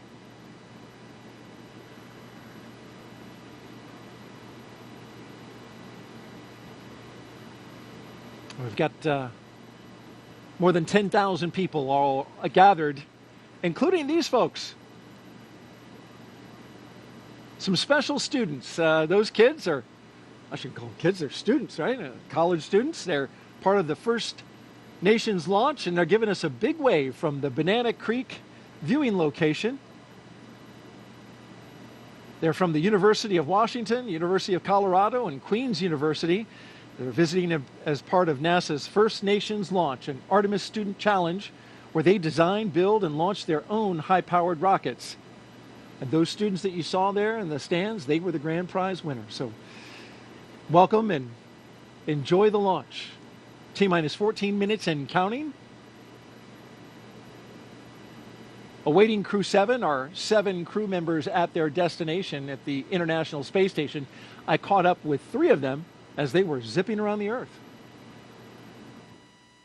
Hey, Daryl, good morning. Well, good morning to you, Frank, Stephen, and Woody. Okay, minutes away from liftoff. You're inside the spacecraft. What's it like? The rocket is a living, breathing machine. We fuel the Falcon 9 rocket on the pad while the crew is on board. I expected that my heart would be racing, but actually it was just so much like training that I felt quite calm. Well, I'm sure calm will give way to excitement, right, when Crew-7 comes aboard. What do you think that'll be like? More than anything, it's your friends coming up to station, right? And so you get to hug and greet your friends that you haven't seen for several months, and it's always just a really fun reunion. You know, they're coming on board. They're going to live on board. It's really exciting to greet them as new friends and crewmates. Well, those new friends and crewmates, will you have any advice for them when they come on board, like things to do, things not to do? The awesome thing is that we have an amazing ground team that catches all of it and keeps us honest and keeps us out of trouble. And so you can just kind of relax and enjoy it and just allow yourself to take it in, because it really is a pretty special experience. Really enjoy your time up here with the people, with the environment, and with the opportunity to work up here and look at the Earth. It's really amazing. Just really enjoy it. All right, speaking of enjoyment, Do you have a fun way to confirm that you're in space? Something you can do?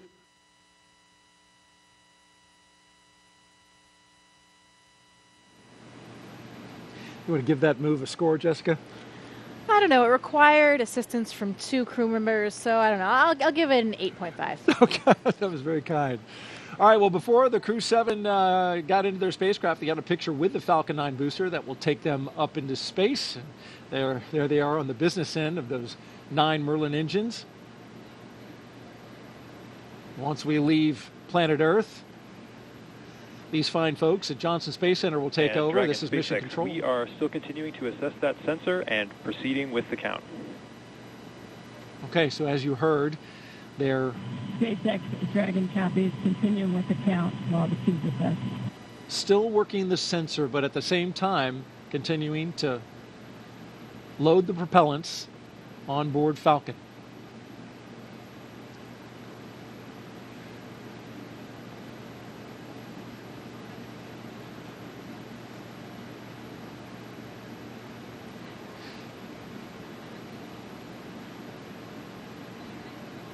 So Jessica, as we count down these last few minutes, you've got the launch team.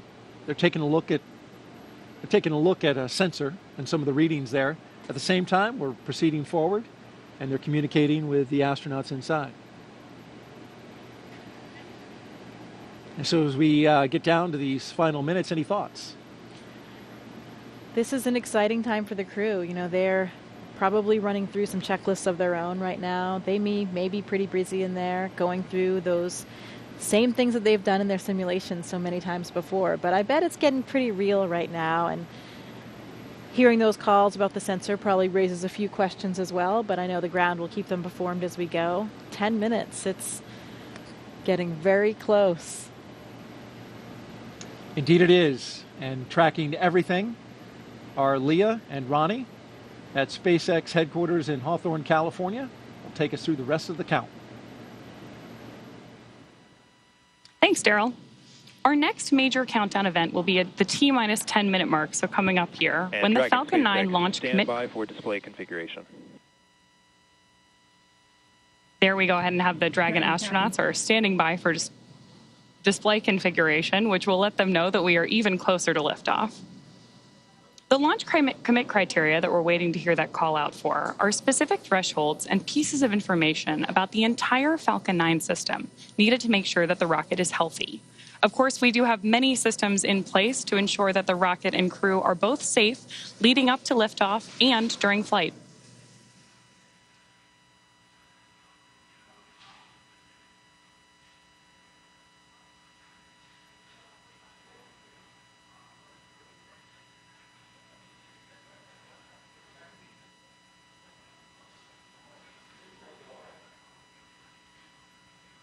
Coming up on 9 minutes until liftoff today, which is also about the same amount of time it takes to get to orbit, a 9-minute ride. That's about the time we'll see second stage cutoff.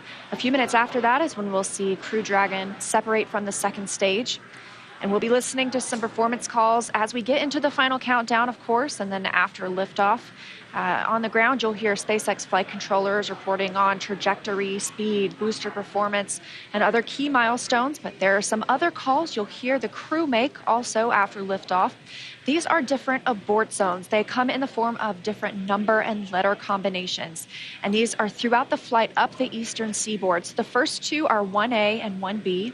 They have that name because they're in the first stage. That lasts until they're up to the very north of North Carolina. And the next are 2A through 2E. Those come into play when the second stage is powering Dragon. That takes us from the top of North Carolina all the way to the tip of Newfoundland in the northern Atlantic. Now, a little bit different from the other naming system, you'll hear the call Shannon, which refers to Shannon, Ireland, meaning they would target off the coast of Ireland if they were later in that second stage and needed to abort. You'll hear those different calls throughout the flight uphill, along with key performance callouts from the guidance, navigation, and control officer, as well as the propulsion lead.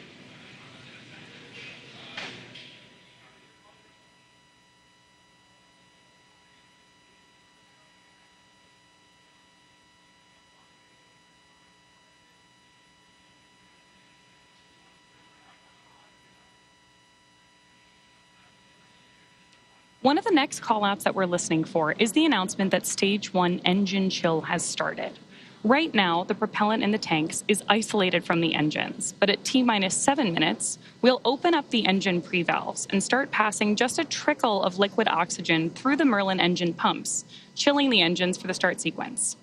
We do this because the super chilled and densified liquid oxygen is really cold, and we use that small amount of LOX to basically prepare the engine hardware. There's a call out for engine chill. So now we're basically preparing that engine hardware to flow all of the LOX and propellant into it during flight. Next up, we should hear the call out for Stage 1 RP1 load completion. And Dragon SpaceX, stand by for final go, but please confirm crew displays are configured for launch. SpaceX Dragon, crew displays are configured for launch. All right, we heard their crew displays. Those 3 screens from which they can monitor the mission are configured for launch. Stage 1, RP1 load is complete.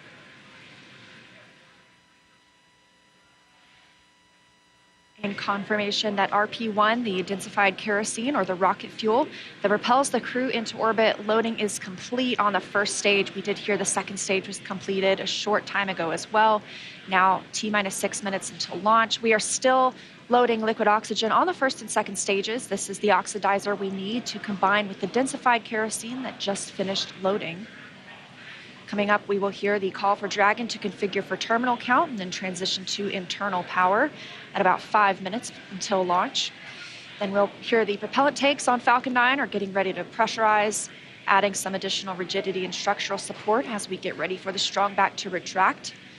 It'll move just a couple of degrees at first, and then we'll see it swing open completely at the moment of liftoff.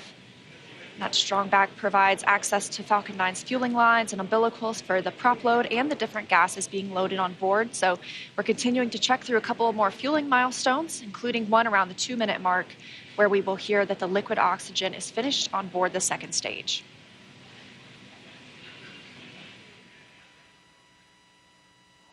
Dragon is configured for terminal count, and Dragon's on internal power. Falcon tanks are pressurizing for strong back recheck.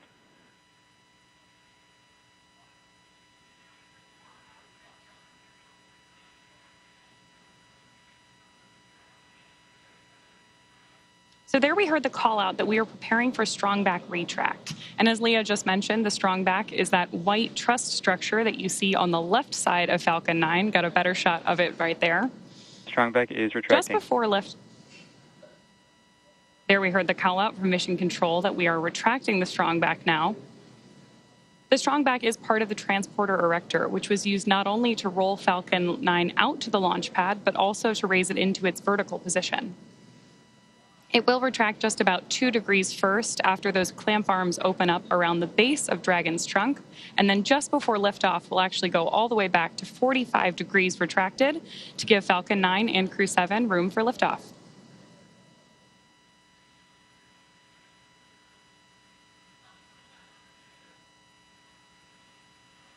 Now under 4 minutes until launch.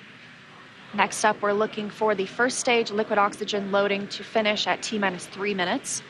You're starting to see some white clouds on your screen. That is vapor. It's normal. We'll continue to see that build up as we get closer to launch. Obviously, this liquid oxygen that we're loading is super chilled, so a little bit of that will boil off in the hot Florida air.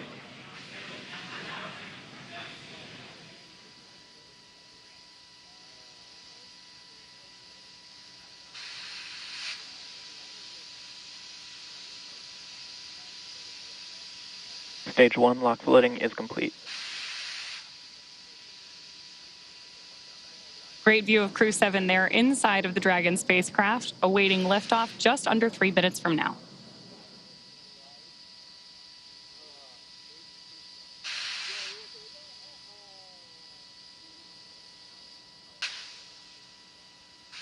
Dragon is in terminal count.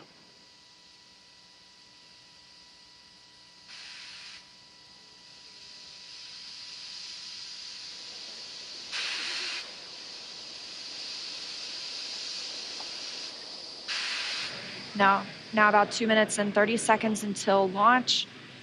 Next milestone, we're looking up for stage 2 LOX load to complete. Additionally, shortly after that, we'll hear gas closeout begin, isolating the feed lines from the different gas systems for the Falcon 9 rocket. Those will get vented overboard through the umbilicals and the strong back itself.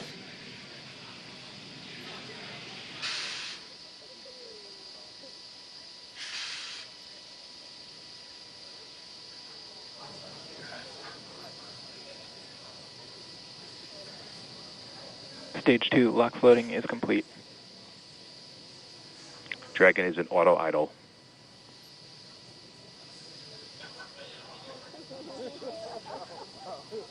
Confirmation that stage 2 LOX load is complete. Dragon and Falcon 9 fully fueled. Gas closeout has started. Expect loud venting. There's the gas closeout call that we expected. Additionally, we will be in auto idle. This puts the rocket in a state the flight computers understand before it takes over, making sure the transition to final countdown is smooth. Coming up at T-minus 1 minute, we'll hear that Dragon is in countdown. Its computer will switch to countdown mode. We'll also hear that the flight termination system on Falcon 9 is armed. Falcon 9 is in startup. Dragon's in terminal count.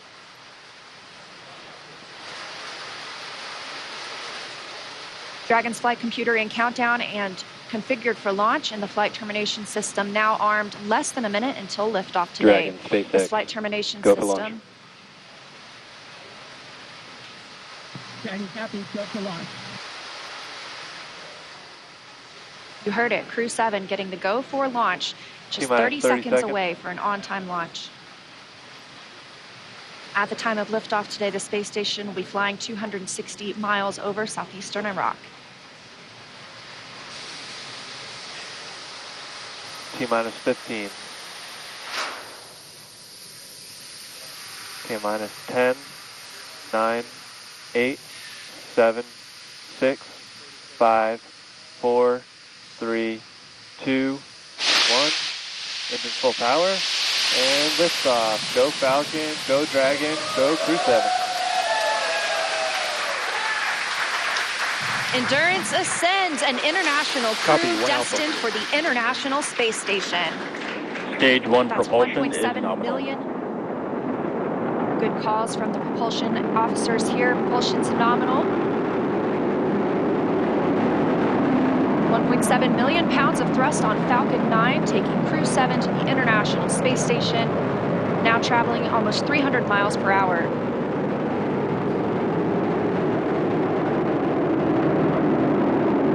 Nominal power and telemetry. We are just about T plus 45 seconds into the 7th rotational crew mission on board Dragon and Falcon 9, and right now the vehicle is throttling down to help us pass through the period of maximum dynamic pressure.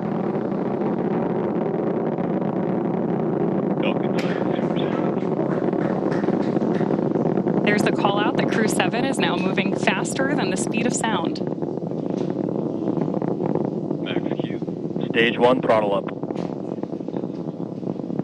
Confirmation we have moved through max Q and are throttling back up. Copy, 1 Bravo. Heard that call from Jasmine on Crew-7, as well as confirmation from the ground. The call out for 1 Bravo means we are in the second and final abort mode for the first stage, but continuing to get good performance. We've got engine chill on the second stage MVAC engine. We will then be looking for MECO, or main engine cutoff, where the 9 engines on the first stage will cut off ahead of the first and second stages separating. Then the single Merlin vacuum engine on the second stage will ignite. We are now coming up on 2 minutes into the flight, the spacecraft traveling over 2,000 miles per hour. Really incredible nighttime views of Falcon 9 and Crew-7 on your screen right now. So as Leah just mentioned, we are keeping an eye on a couple of critical flight milestones coming up back to back here. Stage 1 throttle Those down. are going to be MECO. So main engine cutoff now that we're throttling down stage 1, followed by stage separation and second stage ignition. Main engine cutoff. Stage separation confirmed. Copy, 2 Alpha. MVAC ignition.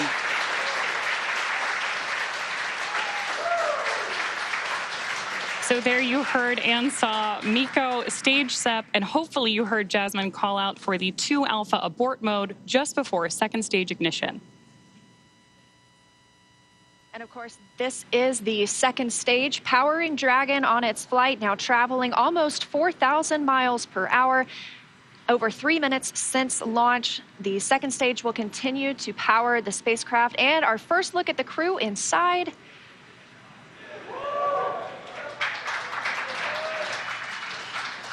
We'll be standing by for SECO. That's the next major milestone for this second stage engine. That comes shortly before 9 minutes into the flight, so we've still got some time on this engine. So right now, while Crew-7 makes its way to orbit, our first stage booster is making its way back to land. So you may hear the call-outs here on the net shortly that we are in the middle of our boost back burn.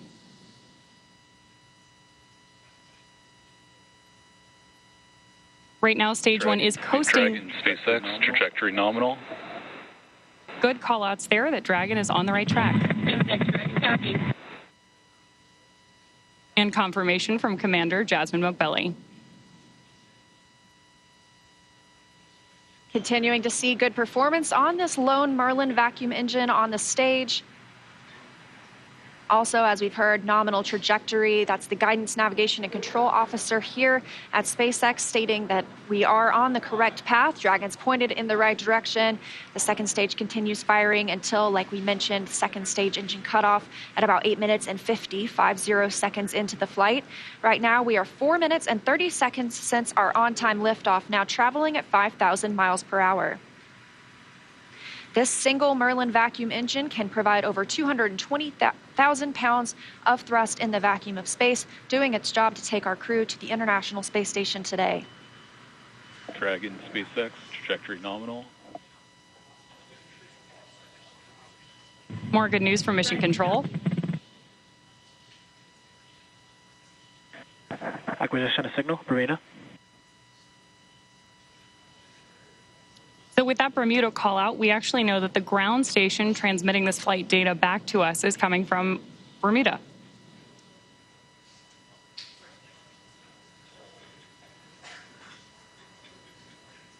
The crew is currently pulling a little more than 1 G as the second stage engine continues to propel their flight. Continuing to hear good calls to the crew, now 5 minutes and 30 seconds into the flight, traveling at 6,400 miles per hour. Again, we will continue to see the second stage fire for about 3 more minutes. Shortly after second stage engine cutoff, we will see it separate from Dragon, which will continue its journey.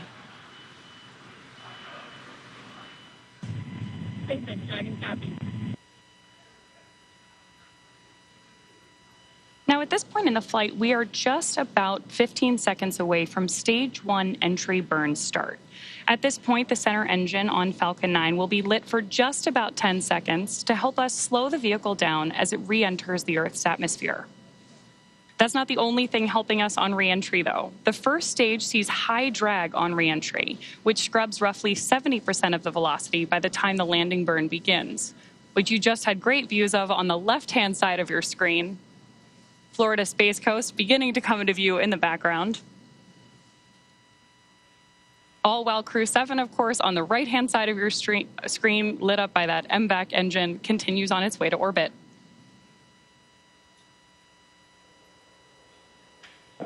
And we are now coming up on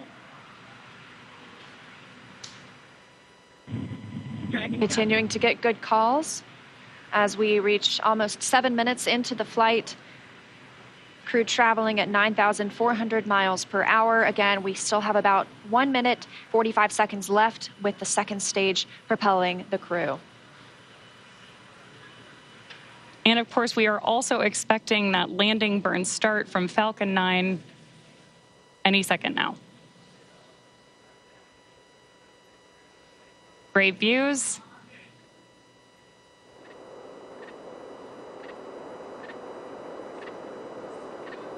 Stage 2, GPS has saved.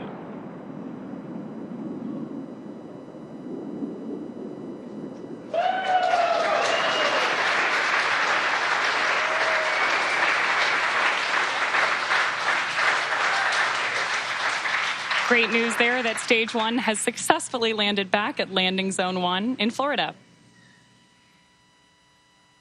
And Stage 2 continues to propel Dragon and our Crew-7 crew members. We now are coming up on SECO, second stage engine cutoff. Again, looking at that about 8 minutes and 50 seconds into the flight. Everything continues as planned today, now traveling over 13,000 miles per hour. Again, we're looking for eventually a good orbital insertion at which we'll be traveling. Good calls here at Mission Control in Hawthorne.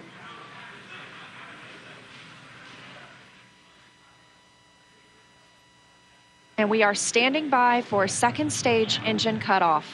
Copy, Shannon. Heard that call for Shannon. That is the call out for Shannon, Ireland, the final abort zone.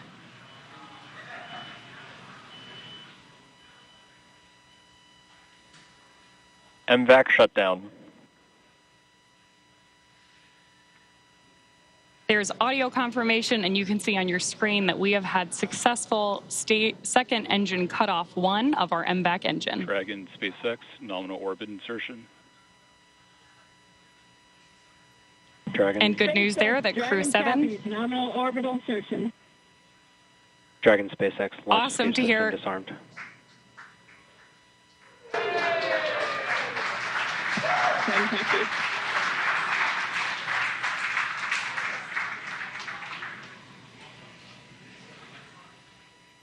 That's the first look at the crew, now in microgravity, confirmation of a good Earth orbit insertion. We are now coming up on 10 minutes into the flight. Of course, we saw second stage engine cutoff, and you're actually getting a look at their zero-G indicator there. We'll stand by for them to tell us a little bit more about that shortly, but we are also standing by for second stage separation from Dragon. Acquisition of signal, Newfoundland. So as Leah mentioned, right now, Dragon and Stage 2 are still attached. Great views of that zero-G indicator there. And what we're doing right now is basically letting any residual dynamics of the vehicle settle out prior to separation.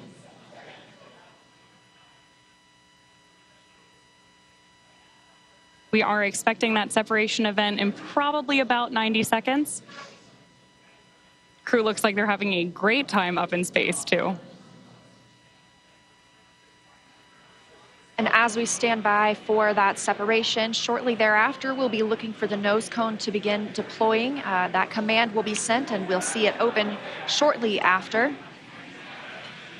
We'll need the nose cone to open to expose those forward bulkhead thrusters, as well as the docking mechanism with which they will use to link up with the International Space Station. After their ride, it's almost 30 hours long.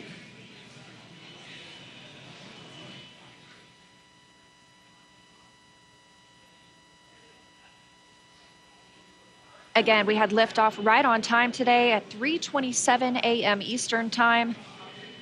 The crew making a smooth journey into orbit. It's now been 11 minutes, 20 seconds since that liftoff. We had confirmation of good orbital insertion, and we are standing by for second stage separation from Dragon.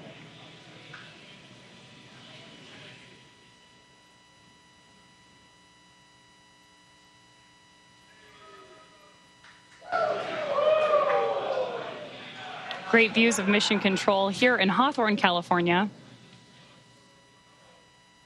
And the SpaceX team standing in the background, standing by for Dragon separation.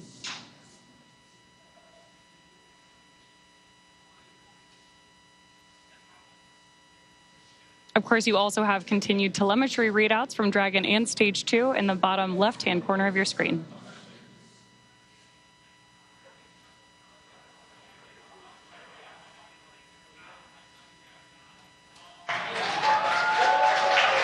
Dragon separation confirmed.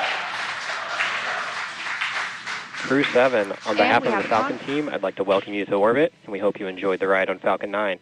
Space travel is difficult, even though you make it look easy, so thank you for trusting us to get you up there. It's not a bad way to spend a day in the office. Stand by for words from the launch director. Hello, Crew-7. This is Launch Director here on Countdown. On behalf of the entire SpaceX Launch and Recovery team, I'm honored to welcome Dragon's first ever all-international crew to orbit. Счастливого пути, Gotor, Iterashai. Godspeed, Crew-7. Cheers.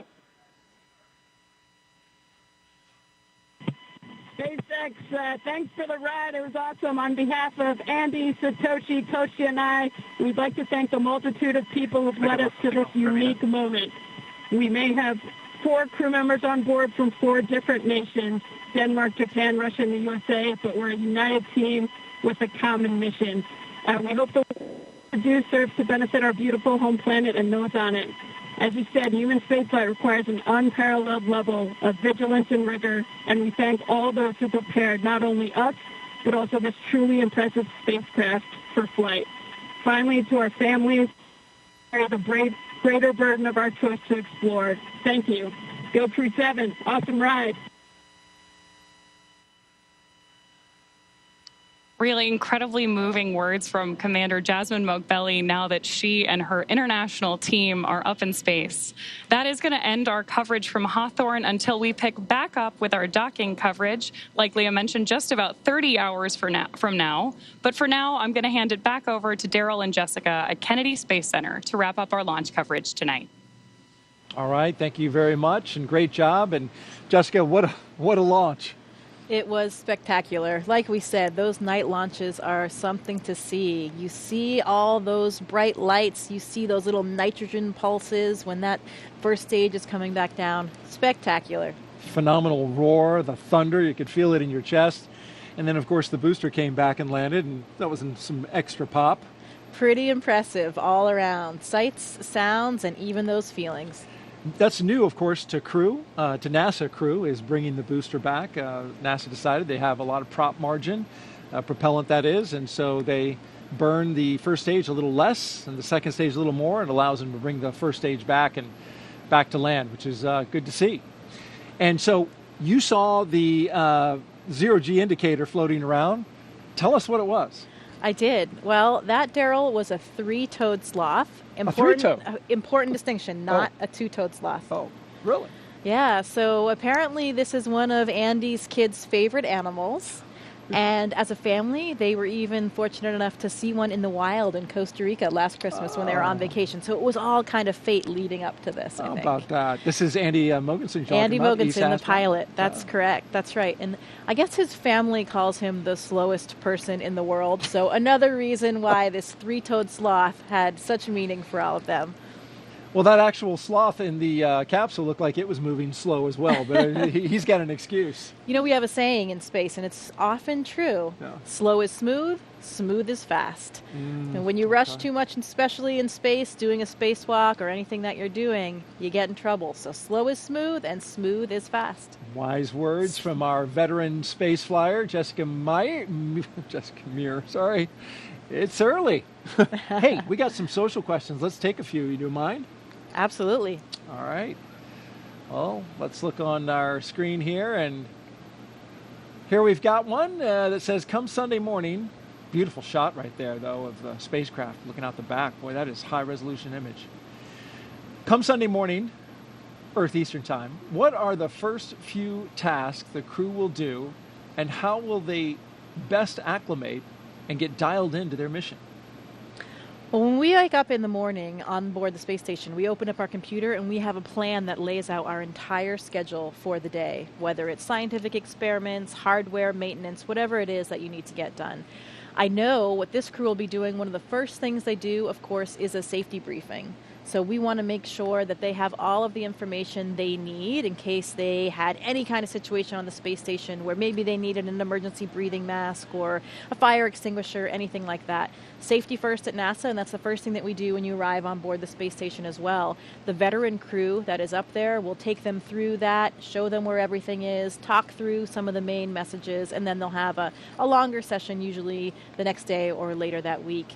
They'll get into their crew quarters. Usually your crewmates will do a favor for you and unpack some of your things so you don't have to do all that when you get there. You arrive to your crew quarters and already have some of the things that you need out, maybe even some pictures from home. When I arrived, my crewmates had really taken great care of me. They had decorated my crew quarters. I had pictures of my friends and family. Everything was all laid out, and that really made it a nice, smooth transition, because those first few moments in space, especially when you've never been there before as a rookie, you're not quite that graceful yet. You know, you don't have your space wings quite yet, and you're getting used to just moving around and being in that three-dimensional microgravity environment.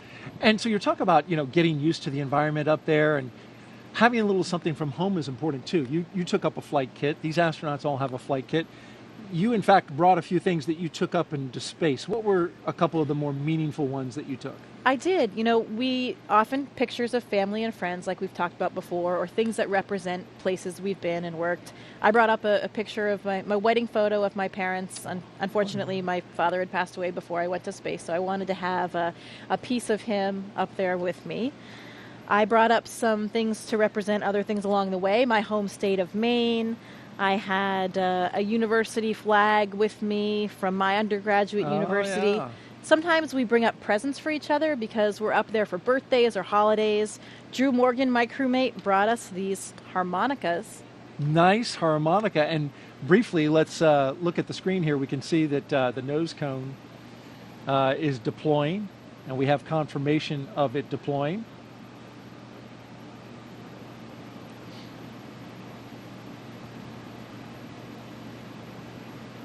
Beautiful shot there.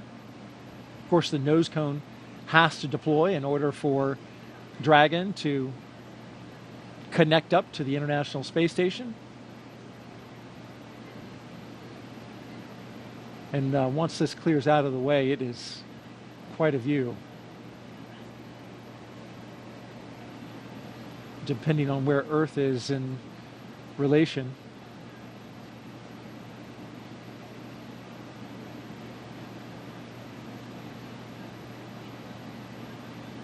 Okay, looks like we're pointed mostly in space, which makes sense. Sometimes you get an Earth view. There's a lot of space in space. There is. There certainly is indeed. And then what else? Oh, you got something special. Well, my one item that I brought that was my personal kind of selfish item that wasn't for anybody else was my panda. This is Pandemonium. Oh, I've had him since I was 5 years old. Pandemonium. So he made his way to space with me as well, and we saw a lot of stuffed animals floating with these zero-G indicators. We saw that three-toed sloth, but Pandemonium was up there floating in all of his glory as well. And, you know, these are all just things that remind us of home and really help us share the mission with everybody back home. All of these places and things that have meant something to us along the way, because we did not get there alone. We got there with the support of so many people that helped us, and this mission is for everyone. It's really for all of humankind. So hopefully they can all share in. Absolutely, and thank you for sharing your flight kit with us. This is especially, this is a 40-year-old tour. Right 41 here. now, yeah. That's He's great. Been around the block. He just said he wants to go back to space. He does want to go, but we all want to go back to space. So hopefully he'll have another opportunity. We just got confirmation that nose cone is fully deployed. And so Dragon is on its way to the International Space Station. Now, a member of Crew-7 will kick off a major study that will give us a comprehensive look at how the human body is affected by time and space. Let's bring in now NASA's Jasmine Hopkins for more.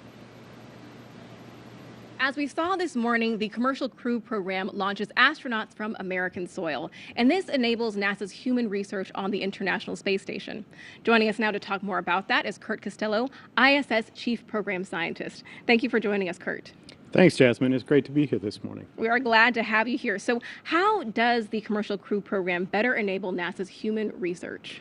So the Commercial Crew program has enabled us to launch again from U.S. soil. And what that means is a lot of our sensitive science that needs to be loaded within the last few hours before we launch can now be quickly transported from our labs here at KSC to the vehicle on the launch pad. So this enables us a late load capability that allows us to get our samples, critical samples, onto the vehicles. And the Commercial Crew program has also enabled us to launch more frequently and regularly. So a lot of our sensitive investigations that need specific timing for when we get those samples to the space station and then back down are enabled by that program. That is great, Kurt. And can you tell us a little bit more about the new human research investigation going to be part of Crew-7? Sure. I think you're referring to CIPHER, and CIPHER is not just one investigation, but 14 in one. And what it's really setting out to do is to help us understand whether we have risk from my wife. to humans being in space I'm always for longer than 6 the last to leave the house whenever we're going anywhere. Personally, I think it's with good reason. But they say I'm the slowest person alive, which is also why it's a 3-toed sloth, not a 2-toed sloth, because apparently that would be too fast for me. So welcome to space, Sasha the sloth.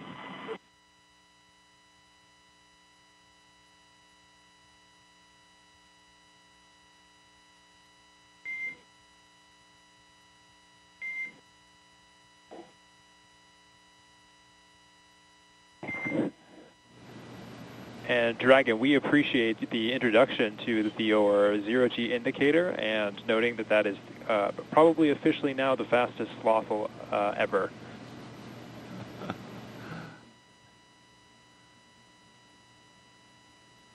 This is Satoshi.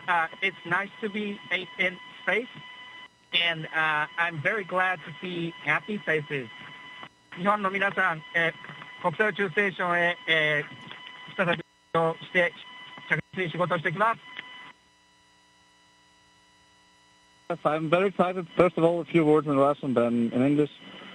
Всем большое спасибо, огромное восхищение тем, как мы прокатились на ракете, мы в космосе. Невероятно. Полет в космос — это результат действий скоординированных тысяч людей, которые работают в разных странах. Всем большое спасибо. Роскосмос, НАСА, PISA, JAXA, SpaceX. Моим друзьям и семье большое спасибо. Thank you very much for all your hard work. SpaceX, Roscosmos, NASA, ESA, JAXA, and all the partners involved in manned space flight. That's a proud example of how much we can achieve working together in harmony. Let's continue. Cool. Thanks a lot to everyone, to my family as well. Thanks.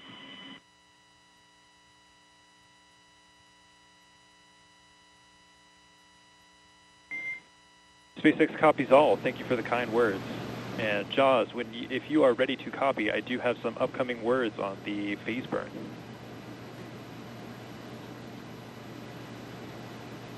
Expect a loss of signal. Good, Haley. SpaceX Dragon is ready to copy.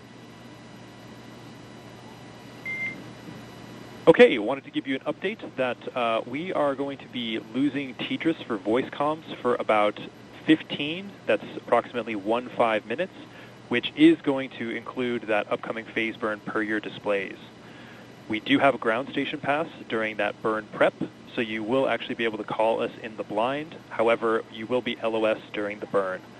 There's no concerns, but we'll pick you back up at 0819 Zulu, which will be right after the burn, and we'll confirm that burn performance. How copy? SpaceX Dragon copies all. We'll lose you on TDRS for the phase burn, but we can make calls via the ground station in the blind, and we'll catch you on the backside at 0819. Good readback. Okay, you just heard some communication between Commander Jasmine Mogbelli and SpaceX's launch team. Just saying they're going to lose TDRS connectivity, which will, during the burn, they'll be unable to communicate, but they've got a ground station that will catch them on either side of that. So communication will be established before and after the burn. Earlier, we heard some words from Andy Mogensen. Of course, you told us that that was a sloth. Wasn't sure that we were going to be able to, get some words from him, but it was good to hear from him and the other crew members about, now that they're in space and sharing a message with the world. Absolutely, and we got a name, Sasha the Sloth. Sasha the Sloth. The fastest moving sloth ever to be a sloth. Yeah, among the legendary, famous stuffed animals in space. That's now right. It's a thing. Joins the long list of them. And so Jasmine, Andreas, Satoshi, and Konstantin are on course to arrive at the International Space Station around 8:39 Eastern Time tomorrow. NASA TV, well, we will be wrapping up our coverage, but you can follow along with Crew-7's entire ride to the station and hear real-time audio from that space to ground, which we were listening to just then, on our mission audio stream on YouTube. Make sure you look for the link on our NASA social media accounts and in the description of the NASA YouTube launch broadcast. And though our coverage here at Kennedy Space Center is concluding, Crew-7's mission has only just begun. They'll get to the International Space Station in about 30 hours. It's going to be a long ride. But then they'll be able to meet and join, I should say, Crew-7 to Crew-6. And that'll be quite a ceremony.